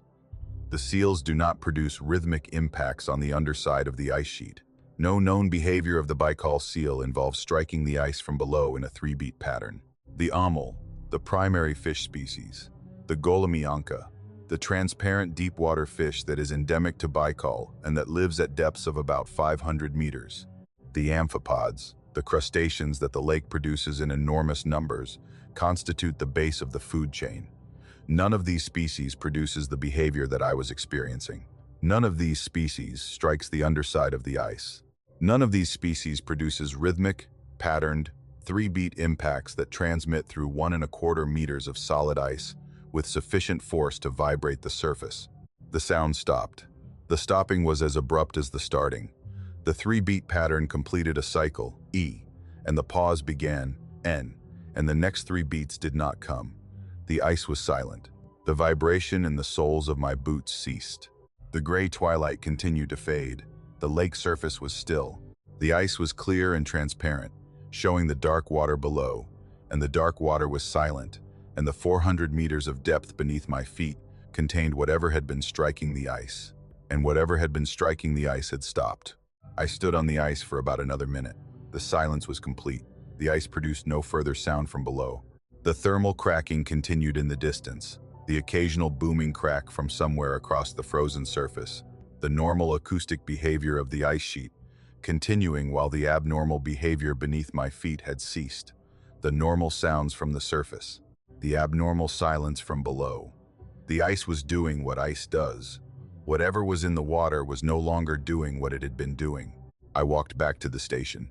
The walk took about 10 minutes.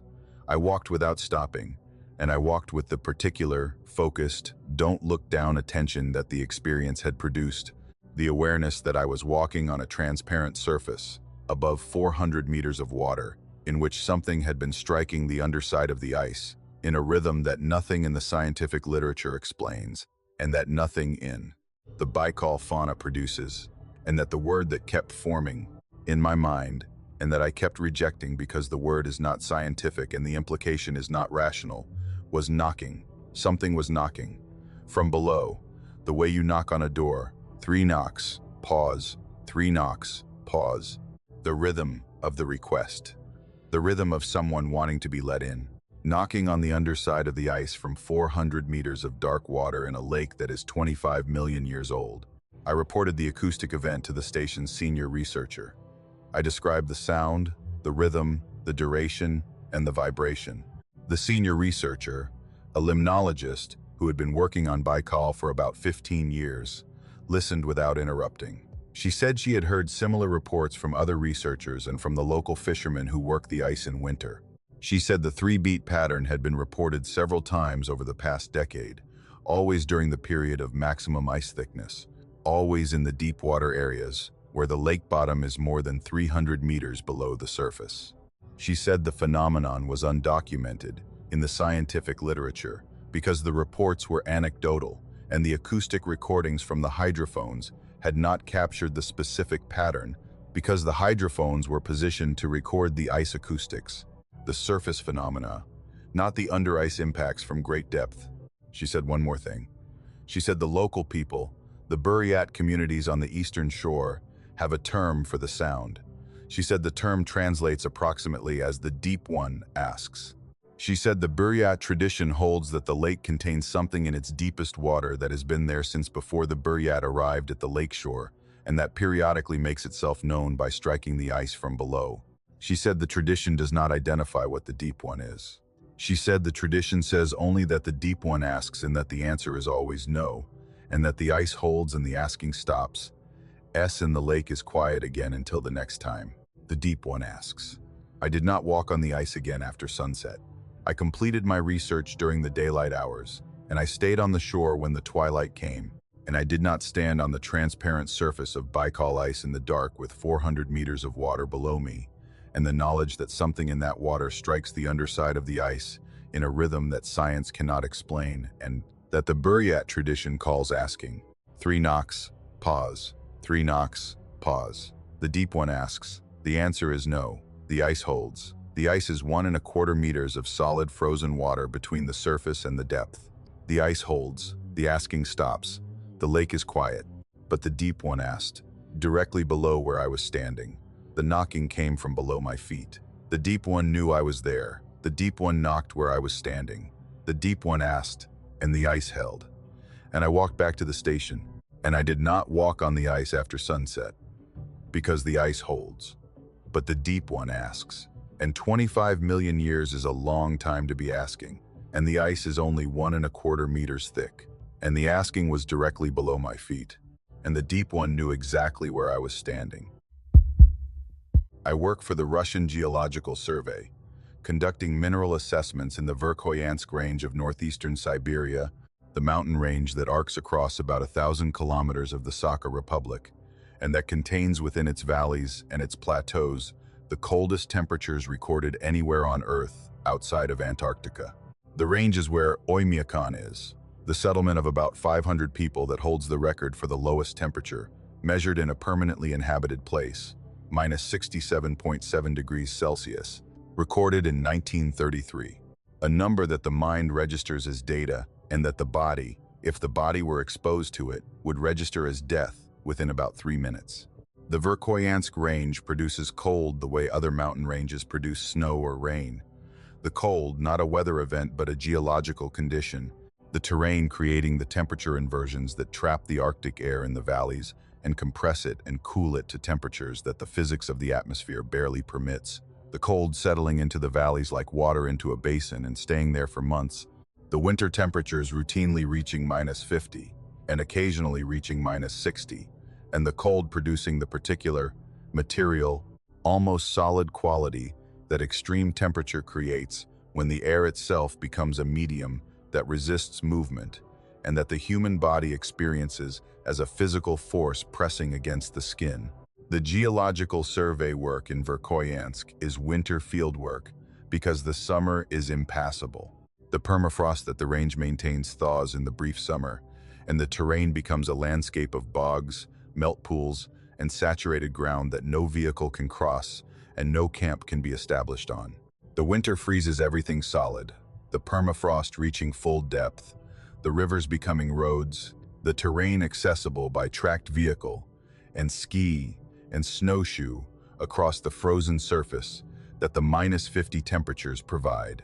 The survey teams work in the winter because the winter is when the land is solid enough to work on, the particular, counterintuitive reality of Siberian fieldwork, where the most extreme conditions are also the most operational conditions. And the brief, mild summer is the season when the work stops. December of 2022. I was part of a 3-person survey team conducting a mineral assessment in a section of the range about 200 kilometers from the nearest settlement.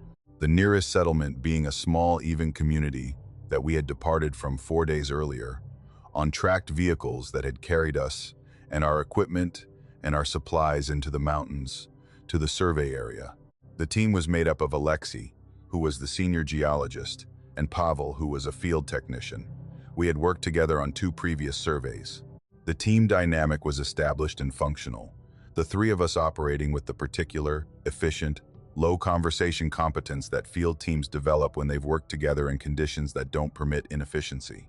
We were camped at about 1,100 meters elevation, in a valley between 2 ridges, the camp established at a point that provided access to the survey transects that the mineral assessment required.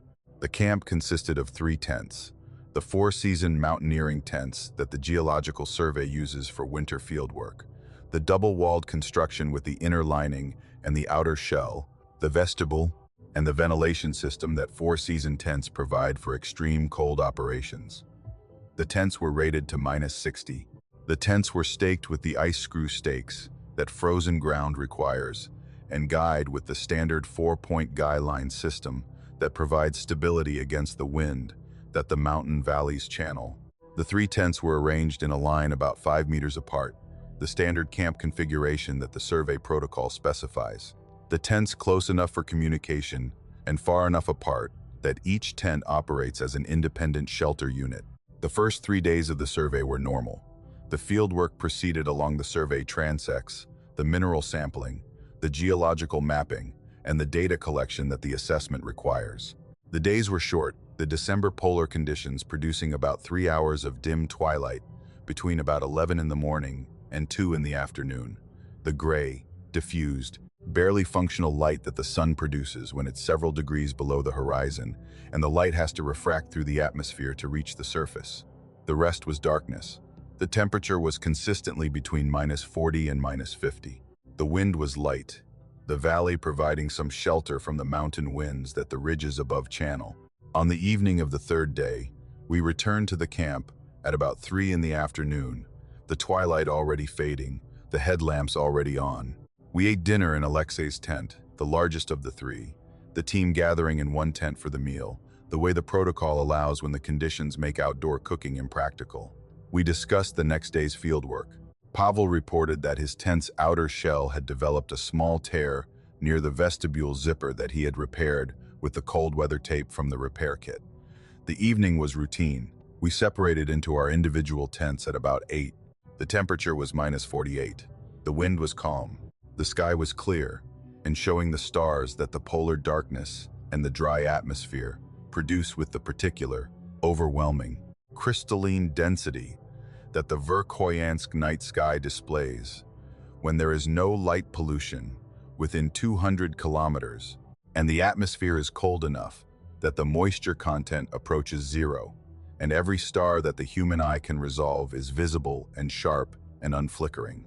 I slept. The sleeping bag was rated to -50, and the tent's insulation maintained the interior at about -20, which is cold by any standard that isn't Siberian, and which in the context of -48 outside represents a 28-degree differential that the body adapts to and that the sleeping bag and the clothing layers manage. I slept from about 9 to about 6:30, the sleep of a person who has spent 8 hours conducting physical fieldwork in extreme cold and whose body demands the recovery that sleep provides without the luxury of wakefulness. The morning routine at the survey camp is standardized. The first person awake activates the camp stove in the cooking tent, which in this case was Alexei's tent. Alexei called the wake up at about 6:30. I heard him through the tent wall. I responded. Pavel did not respond. Alexei called again. Pavel did not respond. Alexei walked to Pavel's tent and called his name at the tent door. No response. Alexei called me. I got out of my sleeping bag, put on my outer layers and my boots, and went outside. The camp was dark. The headlamp showed the 3 tents in a line, the tents showing the frost that the night had deposited on the outer shells, the crystalline layer of frozen moisture that forms on tent surfaces when the interior temperature is above the exterior temperature, and the moisture from the occupants' breathing migrates through the fabric and freezes on the outer surface. My tent and Alexei's tent showed the normal frost pattern. Pavel's tent showed something different. Pavel's tent was inside out. I need to describe this carefully because the physical reality of what I'm describing is difficult to process, and the description needs to be precise enough that the impossibility is clear. The tent was a double-walled 4-season tent with an inner lining and an outer shell. The inner lining is a lighter colored fabric, typically tan or gray, that faces the interior of the tent and that the occupant sees when they're inside. The outer shell is a darker, weather-resistant fabric, typically dark green or dark blue, that faces the exterior and provides weather protection. The inner lining and the outer shell are connected at the base, at the top, and at the zipper tracks, the 2 layers functioning as a single structure with an air gap between them that provides insulation. Pavel's tent was showing the inner lining on the outside. The tan fabric that should have faced inward was facing outward. The dark outer shell that should face outward was facing inward. The tent had been inverted, the entire double-walled structure turned inside out, the way you turn a sock inside out. The inner surface becoming the outer surface, and the outer surface becoming the inner surface. The tent was inside out. The zipper was still closed. The door zipper that provides the entry and exit point for the tent was zipped shut from the inside. The zipper pull on the interior side where the occupant would close it when retiring for the night. The zipper was closed. The tent had been turned inside out without the zipper being opened. The stakes were still in the ground. The 4 corner stakes and the 2 vestibule stakes were in the ground, in the positions that Pavel had placed them when the tent was erected on the first day. The stakes had not been pulled. The tent had been inverted without being unstaked. The guy lines were still attached. The 4 guy lines that provided wind stability were connected to the tent at their attachment points and to the guy line stakes in the ground. The guy lines were taut and functional. The tent had been turned inside out without the guy lines being disconnected. Everything was intact. Everything was in position. Everything was attached and staked and guyed and zipped, and the tent was inside out. Alexei and I opened the tent by unzipping the door from the outside. The zipper pull now accessible on the exterior, because the interior and the exterior had been reversed. We unzipped the door and looked inside. Pavel was in his sleeping bag. Pavel was asleep. The sleeping bag was positioned in the tent the way it would be if the tent were normally oriented. The sleeping bag on the tent floor, with the head toward the door, the standard sleeping position. Pavel was asleep and appeared undisturbed. We woke him. Pavel woke with the normal, groggy, slow emergence from deep sleep that the extreme cold camping produces when the body has been conserving energy through the night. He looked at us. He asked what time it was. He did not know the tent was inside out. He had not woken during the night. He had no memory of any disturbance, any sound, any movement, any sensation that would indicate that the structure around him had been physically inverted while he slept inside it. We took photographs. We documented the stake positions and the guy line attachments and the zipper position and the frost pattern on what was now the exterior surface, but that should have been the interior surface. The photographs show what I'm describing. The photographs are in the survey documentation. The photographs show a tent that is inside our tent, with the stakes in the ground and the guy lines attached, D and the zipper closed. Alexei examined the tent for about 30 minutes. Alexei is a senior geologist with about 20 years of field experience in Siberia, and he is a methodical, rational, evidence-based scientist who approaches problems the way a geological survey approaches rock formations, through observation and measurement, and the systematic elimination of explanations until the correct explanation remains. Alexei examined the tent and the stake, the guy lines, the zipper, and the ground around the tent, and the snow surface around the camp, and Alexei said he could not explain what he was looking at. He said the tent could not be inverted without being unzipped, unstaked, and disconnected from the guy lines. He said the physical process of turning a tent inside out requires disassembly and reassembly. He said the tent had not been disassembled. He said the stake, D the guy lines, and the zipper were proof that the tent had not been disassembled. He said the tent was inside out. He said he could not explain how. The temperature overnight had been -48. The wind had been calm. No weather event, no wind gust, no atmospheric phenomenon that the Verkhoyansk range produces could invert a staked, guyed, zipped tent. The tent was rated to withstand winds of about 120 kilometers per hour. The wind had been calm. The tent had been inverted by something that was not wind, and that was not weather, and that was not any natural force that 3 experienced field scientists could identify. We did not discuss it at length. We broke camp that morning and relocated the camp about 8 kilometers to the west, to the next survey point. We completed the mineral assessment over the following 3 days, and we returned to the Evenk settlement, and we drove back to Yakutsk, K, and we filed the survey report. The survey report contains the geological data, the mineral assessment, D the photographs, and the camp documentation that the protocol requires. The report does not attempt to explain the tent. The report documents the tent's condition with the photographs and the measurements, and leaves the documentation as a factual record without interpretation. Pavel requested a transfer to a different survey area after the expedition. He didn't say it was because of the tent. He said he wanted to work in the Altai region, a warmer, more accessible, less remote section of the survey territory. He transferred in February. He has not returned to the Verkhoyansk range. I've been back twice, both times in December, both times in the mountains. It's about 200 kilometers from the nearest settlement. Both times sleeping in the same model of 4-season tent with the same ice screw stake, D the same guy line system, M and the same double-walled construction with the inner lining and the outer shell. Both times, the tent was normal in the morning. The inner lining faces inward, the outer shell faces outward. The tent is as it should be. The tent was designed to be. The tent is not inside out, but I check. Every morning, before I unzip the door, I look at the fabric. I confirm that the fabric I'm seeing from inside is the inner lining and not the outer shell. I confirm that the tent is the right way around. I confirm that the night has not reversed the structure around me while I slept. The confirmation takes about 2 seconds. The 2 seconds are the time that the experience in Verkhoyansk has added to my morning routine. The brief, habitual, instinctive check that the world is still oriented correctly, and that the inside is still inside and the outside is still outside.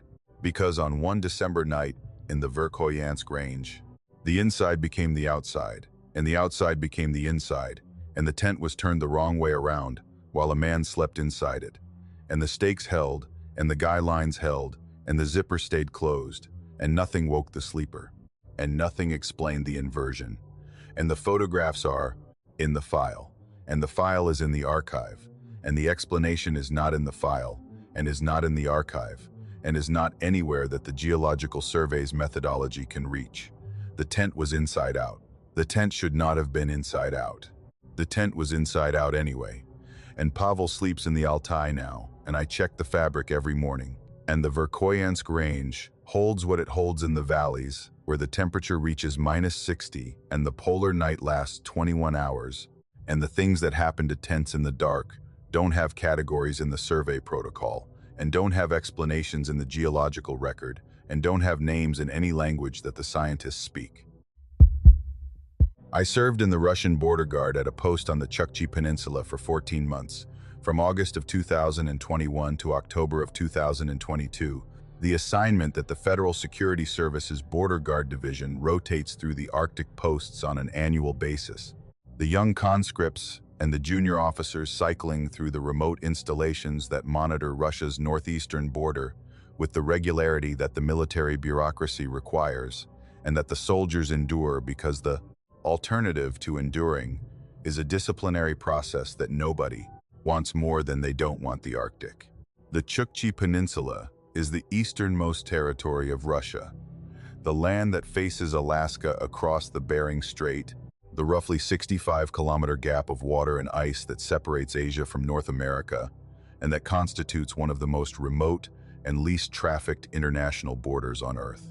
The peninsula produces the particular, wind-hammered, ice-locked, extreme latitude conditions that the Arctic coast imposes on everything that exists on it, the military installations included, the conditions defined by the polar night that lasts about 2 months, the temperatures that reach -45, the wind that averages about 40 kilometers per hour and gusts to 100, and the particular, comprehensive, soul-eroding quality of isolation that the Chukchi coast maintains when the nearest city is Anadyr, about 600 kilometers to the southwest, and the nearest inhabited settlement is a Chukchi village of about 300 people, about 60 kilometers south along the coast. Our post was designated .14. The official designation was a numerical code that I won't provide because the border installation's specific identifiers are classified even after the soldiers rotate out. The post was a compound of 4 buildings on a bluff about 30 meters above the coast. The buildings constructed in the 1980s and renovated in the 2010s. The standard Arctic military construction of insulated modular panels on raised concrete foundations. The buildings connected by enclosed walkways that allow movement between structures without exterior exposure. Because the exterior exposure at this latitude and this wind speed produces frostbite in about 4 minutes and hypothermia in about 15. And the military learned decades ago that the walkways are cheaper than the medical evacuations. The post was staffed by 12 soldiers, 1 officer, Lieutenant Petrov, and 11 enlisted personnel, including me. The mission was border monitoring, the radar and the radio, and the visual observation that the border posts maintain along the Arctic coast. The primarily electronic surveillance, but that requires human presence because the equipment fails in the Arctic conditions with a regularity that the military accepts as the cost of maintaining a presence on the coast, and that the soldiers accept as the reason they're there, to fix the equipment when it breaks, and to maintain the surveillance when the equipment is working, and to exist at the edge of the country as the physical embodiment of the border that the maps define. January of 2022, the polar night. The sun had not been above the horizon since late November and would not return until late January. The darkness was continuous. broken only by the few hours of gray twilight at midday that the Arctic latitude produces when the sun is close enough to the horizon to illuminate the atmosphere without clearing the edge. The dim, blue-gray, ghost light that lasts about 90 minutes and that provides enough illumination to see the coastline and the ice and the tundra before the dark returns and the world outside the post's perimeter lights becomes invisible. The storm arrived on January 14th. Arctic storms on the Chukchi coast are not weather events in the way that storms in temperate regions are weather events. Phenomena with a beginning and an end and a duration that the forecast predicts. Arctic storms on the Chukchi coast are atmospheric conditions that the Arctic generates when the polar vortex destabilizes and the air mass moves, and the wind that is always present on the coast intensifies from the background 40 kilometers per hour to the sustained 80 or 90 that a proper storm produces, the wind driving the snow horizontally, and the temperature dropping, and the visibility reducing to zero, and the post becoming an island in a white void that shows nothing in any direction, and that the radar shows as a solid return of interference, because the radar cannot distinguish the snow from the objects the radar is designed to detect. The radio failed at approximately 6 in the evening on January 14th. The failure was not unusual. The Arctic conditions produce radio failures with the regularity that the military's logistics chain has learned to accommodate. The spare parts and the repair procedures and the backup communication protocols, all designed for an environment where the equipment is expected to fail. And the question is not whether it will fail, but how long the failure will last and what the protocol requires during the failure period. The radio failure was attributed to the antenna, the mast-mounted unit that the storm's wind had likely damaged or displaced, the antenna being the most vulnerable component of the communication system, because it's the component that is exposed to the exterior conditions, and that the wind and the ice and the cold attack with the particular, relentless, mechanical destructiveness that the Arctic applies to everything that humans build on its surface. The protocol, when radio communication is lost for more than 12 hours, is specific. The post fires an emergency flare. The flare is the backup signal that the communication failure protocol provides when the electronic communication has failed, and the post needs to confirm to headquarters and to the neighboring posts that the post is operational and that the failure is equipment-based rather than security-based. The nearest post was Point 16, about 40 kilometers south along the coast. Point 16 would see the flare, confirm the signal to headquarters via their own communication link, and headquarters would dispatch a repair team when the storm allowed. We waited 12 hours. The radio remained inoperative. The storm continued through the evening and the night. The wind sustained at about 80 kilometers per hour, the temperature at about -35, the visibility effectively zero. At approximately midnight on January 15th, about 18 hours after the radio failure, Lieutenant Petrov ordered the flare fired. The storm had diminished slightly, the wind dropping to about 50 kilometers per hour, and the snow thinning enough that the sky was partially visible through the overcast, the conditions sufficient that a flare at 300 meters altitude would be visible for about 50 kilometers. The range that the protocol requires for the signal to reach, 0.1640 kilometers to the south. I fired the flare. The flare gun is a standard military-issue signal device, the heavy-barreled launcher that fires the parachute-deployed illumination rounds that the Russian military uses for emergency signaling.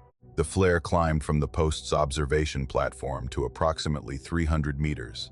The parachute deployed, and the red illumination round burned for approximately 30 seconds, the red light visible against the dark overcast sky, the flare drifting slightly east in the wind before the burn expired and the light went out, and the darkness returned. We watched the sky to the south. The protocol calls for an acknowledging flare from the receiving post, the response signal that confirms the emergency flare was seen and that the communication chain has been activated. We watched for about 5 minutes. No response from the south. Point 16 either had not seen the flare or was unable to respond. The storm may have obscured the signal at their position. The protocol allows for a second flare after a 15-minute interval if the first flare receives no response. About 4 minutes after our flare burned out, a flare appeared, The flare was red, military specification. The flare climbed to approximately 300 meters. The parachute deployed.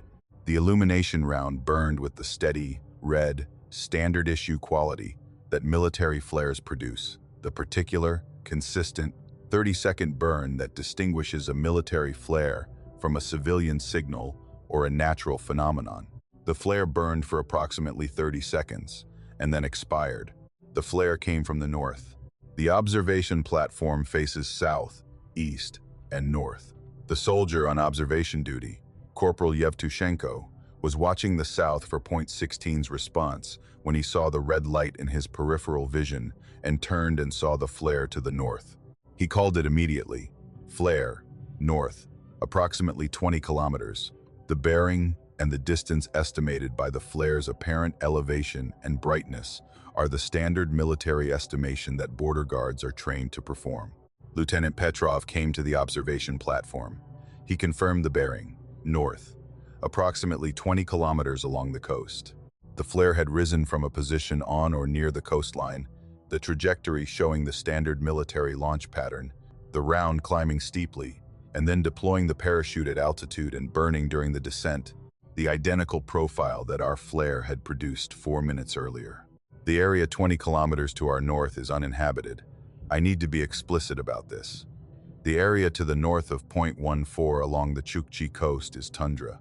There are no military installations north of our post for about 200 kilometers. There are no settlements. There are no research stations. There are no registered civilian expeditions. There is no infrastructure of any kind. The area is an uninhabited, ice-locked, wind-hammered Arctic coast that shows, on the military surveillance maps, nothing between our post and the point where the coastline curves northwest toward Wrangel Island. Nothing. The maps show tundra and ice and coast and nothing human. Something 20 kilometers north of our post had responded to our emergency flare with a military specification emergency flare. Something at a position where nothing human was supposed to be had seen our signal and had answered it. The response had come approximately 4 minutes after our flare, the interval that accounts for the time to observe the signal, prepare the responding launcher, and fire. The interval of a prepared, equipped, alert entity that was watching for signals and that had the means to respond. Lieutenant Petrov ordered the post to Condition 2, the heightened alert status that the protocol provides when an unidentified signal is detected in the border zone. The remaining soldiers were awakened and stationed at the observation points. The post's lights were switched to the reduced profile that Condition 2 requires. The radar, which had been intermittent in the storm, was not providing useful data. The radio was still inoperative. The post was isolated, alert, and unable to communicate with headquarters. We did not fire a second flare. Lieutenant Petrov made this decision and did not explain it, but the decision was understood by everyone on the observation platform. Firing a second flare would confirm our position to whatever had responded from the north. Our first flare had already confirmed our position. A second flare would constitute a continued exchange with an unidentified entity that was 20 kilometers north of us, on an uninhabited coast, with military specification flares, and the training or the knowledge to use them in the standard response protocol. We watched the north for the remainder of the night. No second flare appeared. No lights appeared. No movement was detected on the coast or the ice to the north. The storm continued to diminish through the early morning hours, the wind dropping and the visibility improving, the coast becoming visible in the gray twilight at about 11 in the morning, the tundra and the ice showing the white, featureless, post-storm surface that the Arctic produces when the wind has stopped and the new snow has covered everything. And the landscape is clean and smooth and showing nothing. The radio was repaired by the afternoon. The antenna had been displaced by the wind, the mast connection requiring the physical repair that a two-person team conducted on the platform in -30 conditions, the repair taking about an hour. Communication was restored. Lieutenant Petrov reported the flare incident to headquarters immediately. Headquarters confirmed that no military unit had fired a flare from any position north of Point 14. No unit was stationed north of our post. No patrol was operating north of our post. No exercise was being conducted north of our post. The Border Guard Command had no personnel and no assets north of Point 14 on the Chukchi coast. Headquarters queried the civilian authorities. No civilian expedition was registered in the area north of our post.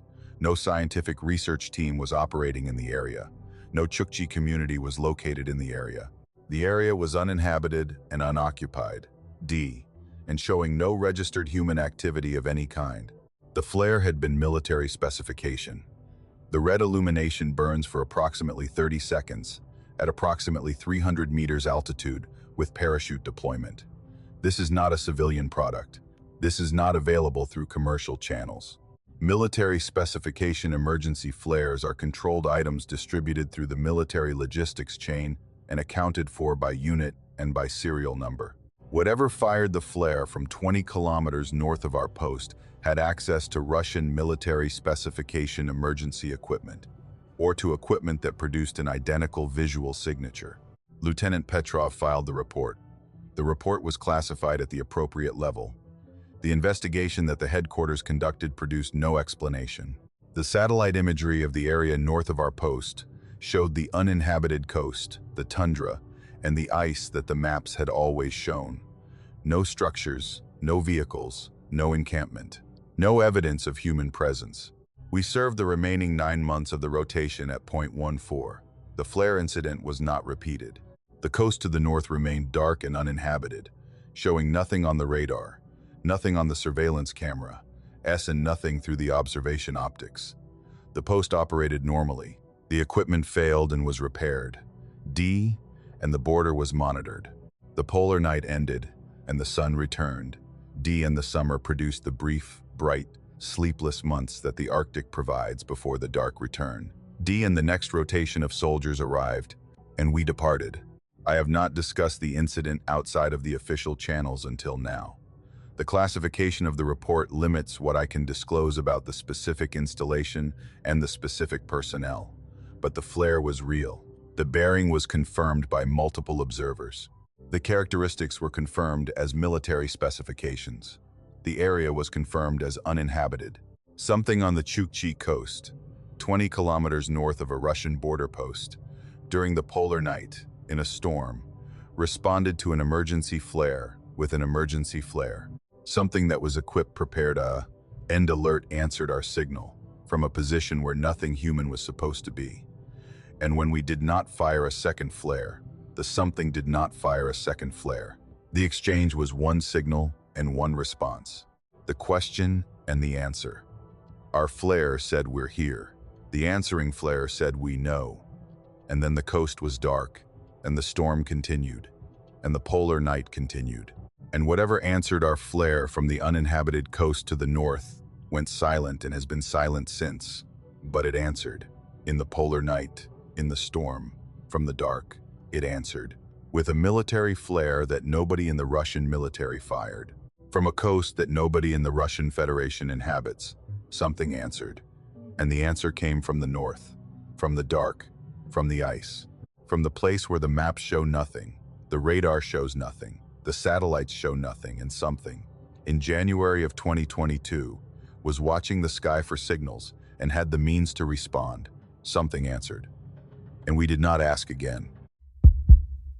I'm an ethnographer who spent 3 years studying the indigenous Evenki communities in the Tunguska region of central Siberia, the field work that my doctoral research at Moscow State University required, and that took me into one of the most sparsely populated territories on Earth, the central Siberian taiga that stretches between the Yenisei River in the west and the Lena River in the east, across about 2 million square kilometers of boreal forest that contains almost nothing in terms of human infrastructure. No roads, no towns, no development, the land occupied only by the Evenki families, who follow the reindeer herds through the forest the way they've been following them for centuries. The nomadic pastoralism that constitutes one of the oldest continuous lifeways in the subarctic world. The Tunguska region is famous for one thing in the Western consciousness: the 1908 event, the explosion that flattened about 2,000 square kilometers of forest near the Podkamenaya Tunguska River, and that has been attributed to an asteroid or comet fragment detonating in the atmosphere. The explosion is what brings the scientists and the curiosity seekers. The explosion is not what brought me. What brought me was the Evenki, the people who were living in the Tunguska taiga in 1908, when the explosion happened, and who had been living there for millennia before, and who have continued living there in the centuries since. The people whose relationship with the forest predates every event that the Western timeline considers significant, and whose knowledge of the taiga operates on principles that the academic framework I was trained in does not fully accommodate. The Evenki live in small family groups, typically 5 to 15 people, that move through the forest with their reindeer herds on seasonal routes that the families have maintained for generations. The routes follow the reindeer's needs, the animals requiring different terrain and different forage at different times of year. The summer camps at higher elevations where the insects are fewer, are in the winter camps in the sheltered valleys where the snow is manageable and the forage is accessible beneath the canopy. The Evenki move with the reindeer. The Evenki are the reindeer's people. The relationship not one of ownership but of partnership, the particular, reciprocal, indigenous understanding that the reindeer and the people are components of the same system, and that the system functions because both components fulfill their obligations to each other.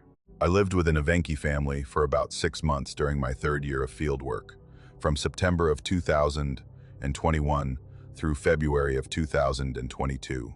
The family was a group of about 9 people, 3 generations, led by an elder named Dmitry Nikolaevich, a man in his early 70s who had been born in the taiga and who had spent his entire life following the reindeer migration routes through the Tunguska forest. Dmitry Nikolaevich was my primary informant, the person whose knowledge of Evenki traditions and beliefs and practices constituted the core of my ethnographic data. He spoke Evenki as his first language, and Russian as his second, and he communicated with the particular, careful, considered quality that elders in indigenous communities produce when they're deciding how much of what they know they're willing to share with an outsider. And the outsider is an academic from Moscow who writes things down. December of 2021. The winter camp was in a valley about 300 kilometers northeast of Vanavara, which is the nearest settlement and which, with a population of about 3,000, is the only concentration of people within several hundred kilometers.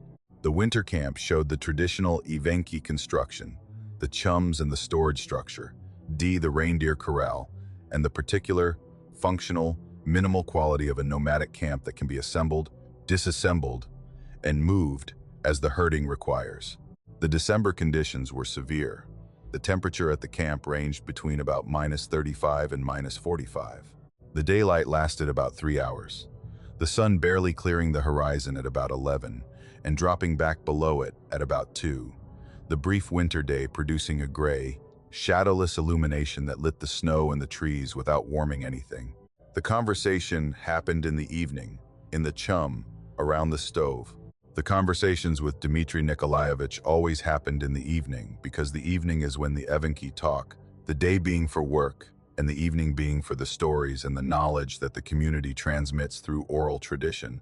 The conversation had been about the forest, about the things the forest contains, about the Evenki understanding of the taiga as a living system that includes elements that the Russian education system doesn't teach and that the academic framework doesn't categorize.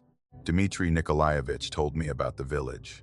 He told me in the particular way that Evenki elders tell important things, without preamble, without dramatic buildup, the information delivered in the same tone and at the same volume as any other piece of practical knowledge about the forest. The way he would tell me about a river crossing or a reindeer forage area or any other feature of the landscape that required knowledge to navigate safely. He said there is a village that appears during the polar night. He said the village appears in a clearing about a day's travel north of the winter camp. He said the village has been appearing in the same clearing for as long as the Evenki have been in this part of the taiga, which in the Evenki oral tradition means longer than the generational memory can reach. The event predating the oldest stories that the oldest living people heard from the oldest people they knew. He said the village has buildings, wooden structures, the log construction that Siberian settlements use.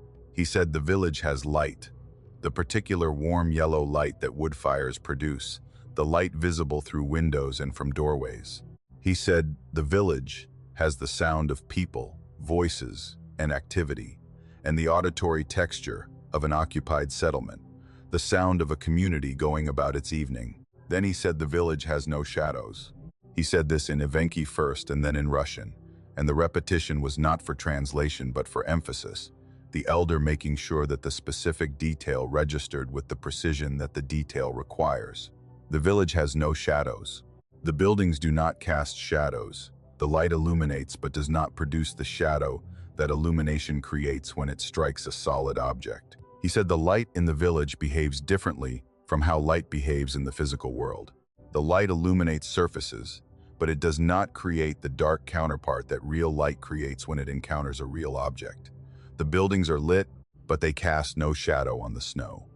The figures moving between the buildings are illuminated, but they produce no shadow on the ground. The light is present, but the consequence of light, which is shadow, is absent. I asked him what this meant. He looked at me with the particular, evaluative, patient expression that he produced when my academic questions were missing the point. He said the shadows are absent because the objects are absent. He said the buildings are not buildings. He said the people are not people. He said the light is not light.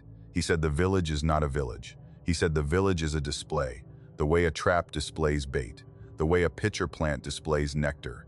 The village displays the things that a cold, lost, exhausted person in the polar night would want to find. The warmth, the shelter, the company, the evidence of human community in the vast dark forest, the display designed to attract the thing it is designed to catch. He said his grandfather had seen the village. He said his grandfather had been traveling between camps during the polar night and had come upon the clearing and had seen the buildings and the light and had heard the sounds. He said his grandfather had stopped at the tree line, had looked at the village, and had noticed the shadows, the absence. The buildings were lit but casting nothing on the snow. His grandfather had turned and walked away. His grandfather had told his son had told Dmitry Nikolaevich. The knowledge had been transmitted the way all Evenki survival knowledge is transmitted, through the generational chain that connects the living to the experience of the dead. He said his grandfather's grandfather had seen the village, the same clearing, the same buildings, the same light, the same absence of shadows. The village has been appearing for at least 4 generations, which living memory can confirm, and for longer than that according to the oral tradition that extends beyond living memory. The village appears during the polar night. The village appears in the same clearing. The village has not changed. The same buildings, the same light, the same sounds, the same absence of shadows. For generations, the village is consistent. The village is patient. The village waits in the same clearing every polar night, the way a trap waits in the same location, because the trap does not need to move. After all, what it catches comes to it. He said people who enter the village do not come back.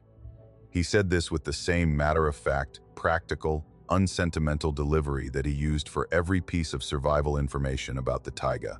People who enter the village do not come back. The statement was not dramatic. The statement was informational. The same way he would say people who cross thin ice fall through. People who enter the village do not come back. The consequence is stated. The mechanism is not explained. The consequence is sufficient. You don't need to understand how thin ice works to know not to cross it. You don't need to understand what the village is to know not to enter it.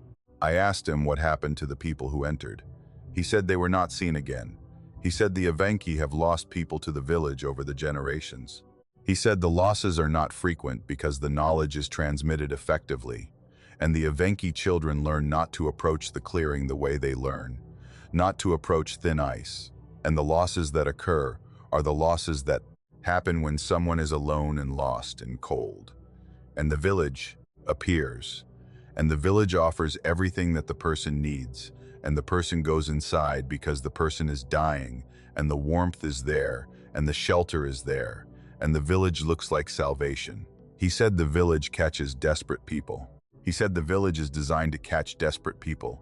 He said this is what it does. Then he said the sentence that I have not been able to stop thinking about since he said it in the Chum in December of 2021, while the stove burned and the temperature outside was -40, and the polar night was absolute, and the taiga stretched for hundreds of kilometers in every direction in the darkness. He said the village is not a place. He said the village is a mouth. He said it looks like a place because a mouth that looks like a mouth would catch nothing. He said it in Evenki, then he said it again in Russian. The village is a mouth. The sentence is simple. The sentence uses common words. The sentence describes something that the academic framework I was trained in does not have a category for, and that the ethnographic literature does not address, and that the rational mind processes as metaphor, because the alternative, which is that the sentence is literal, produces implications that the rational mind is not equipped to accommodate. The village is a mouth, not a metaphor for danger, not a symbolic representation of risk.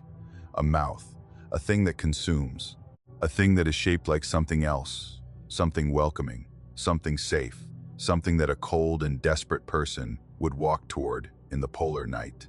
A thing that looks like a village, the way an anglerfish's lure looks like prey. The display is designed to attract. The attraction is designed to consume. The mouth that looks like a place, because a mouth that looks like a mouth would catch nothing. I have not gone north. I have not looked for the clearing. I completed my fieldwork. I returned to Moscow. I wrote my dissertation. The dissertation does not mention the village. The dissertation addresses the Evenki subsistence strategies, the seasonal migration patterns, and the traditional ecological knowledge that the academic committee considers suitable for ethnographic analysis. The village is not in the dissertation because the village does not fit the categories that the dissertation uses, and because the academic framework does not have a methodology for analyzing a mouth that looks like a village in a clearing in the taiga during the polar night. But I think about it.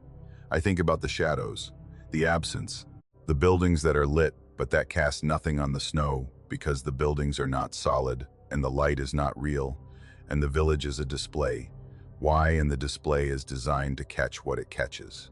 I think about the generations of Evenki who have seen the same clearing and the same buildings and the same light, and who have passed the knowledge through the chain that connects the grandfather to the grandchild.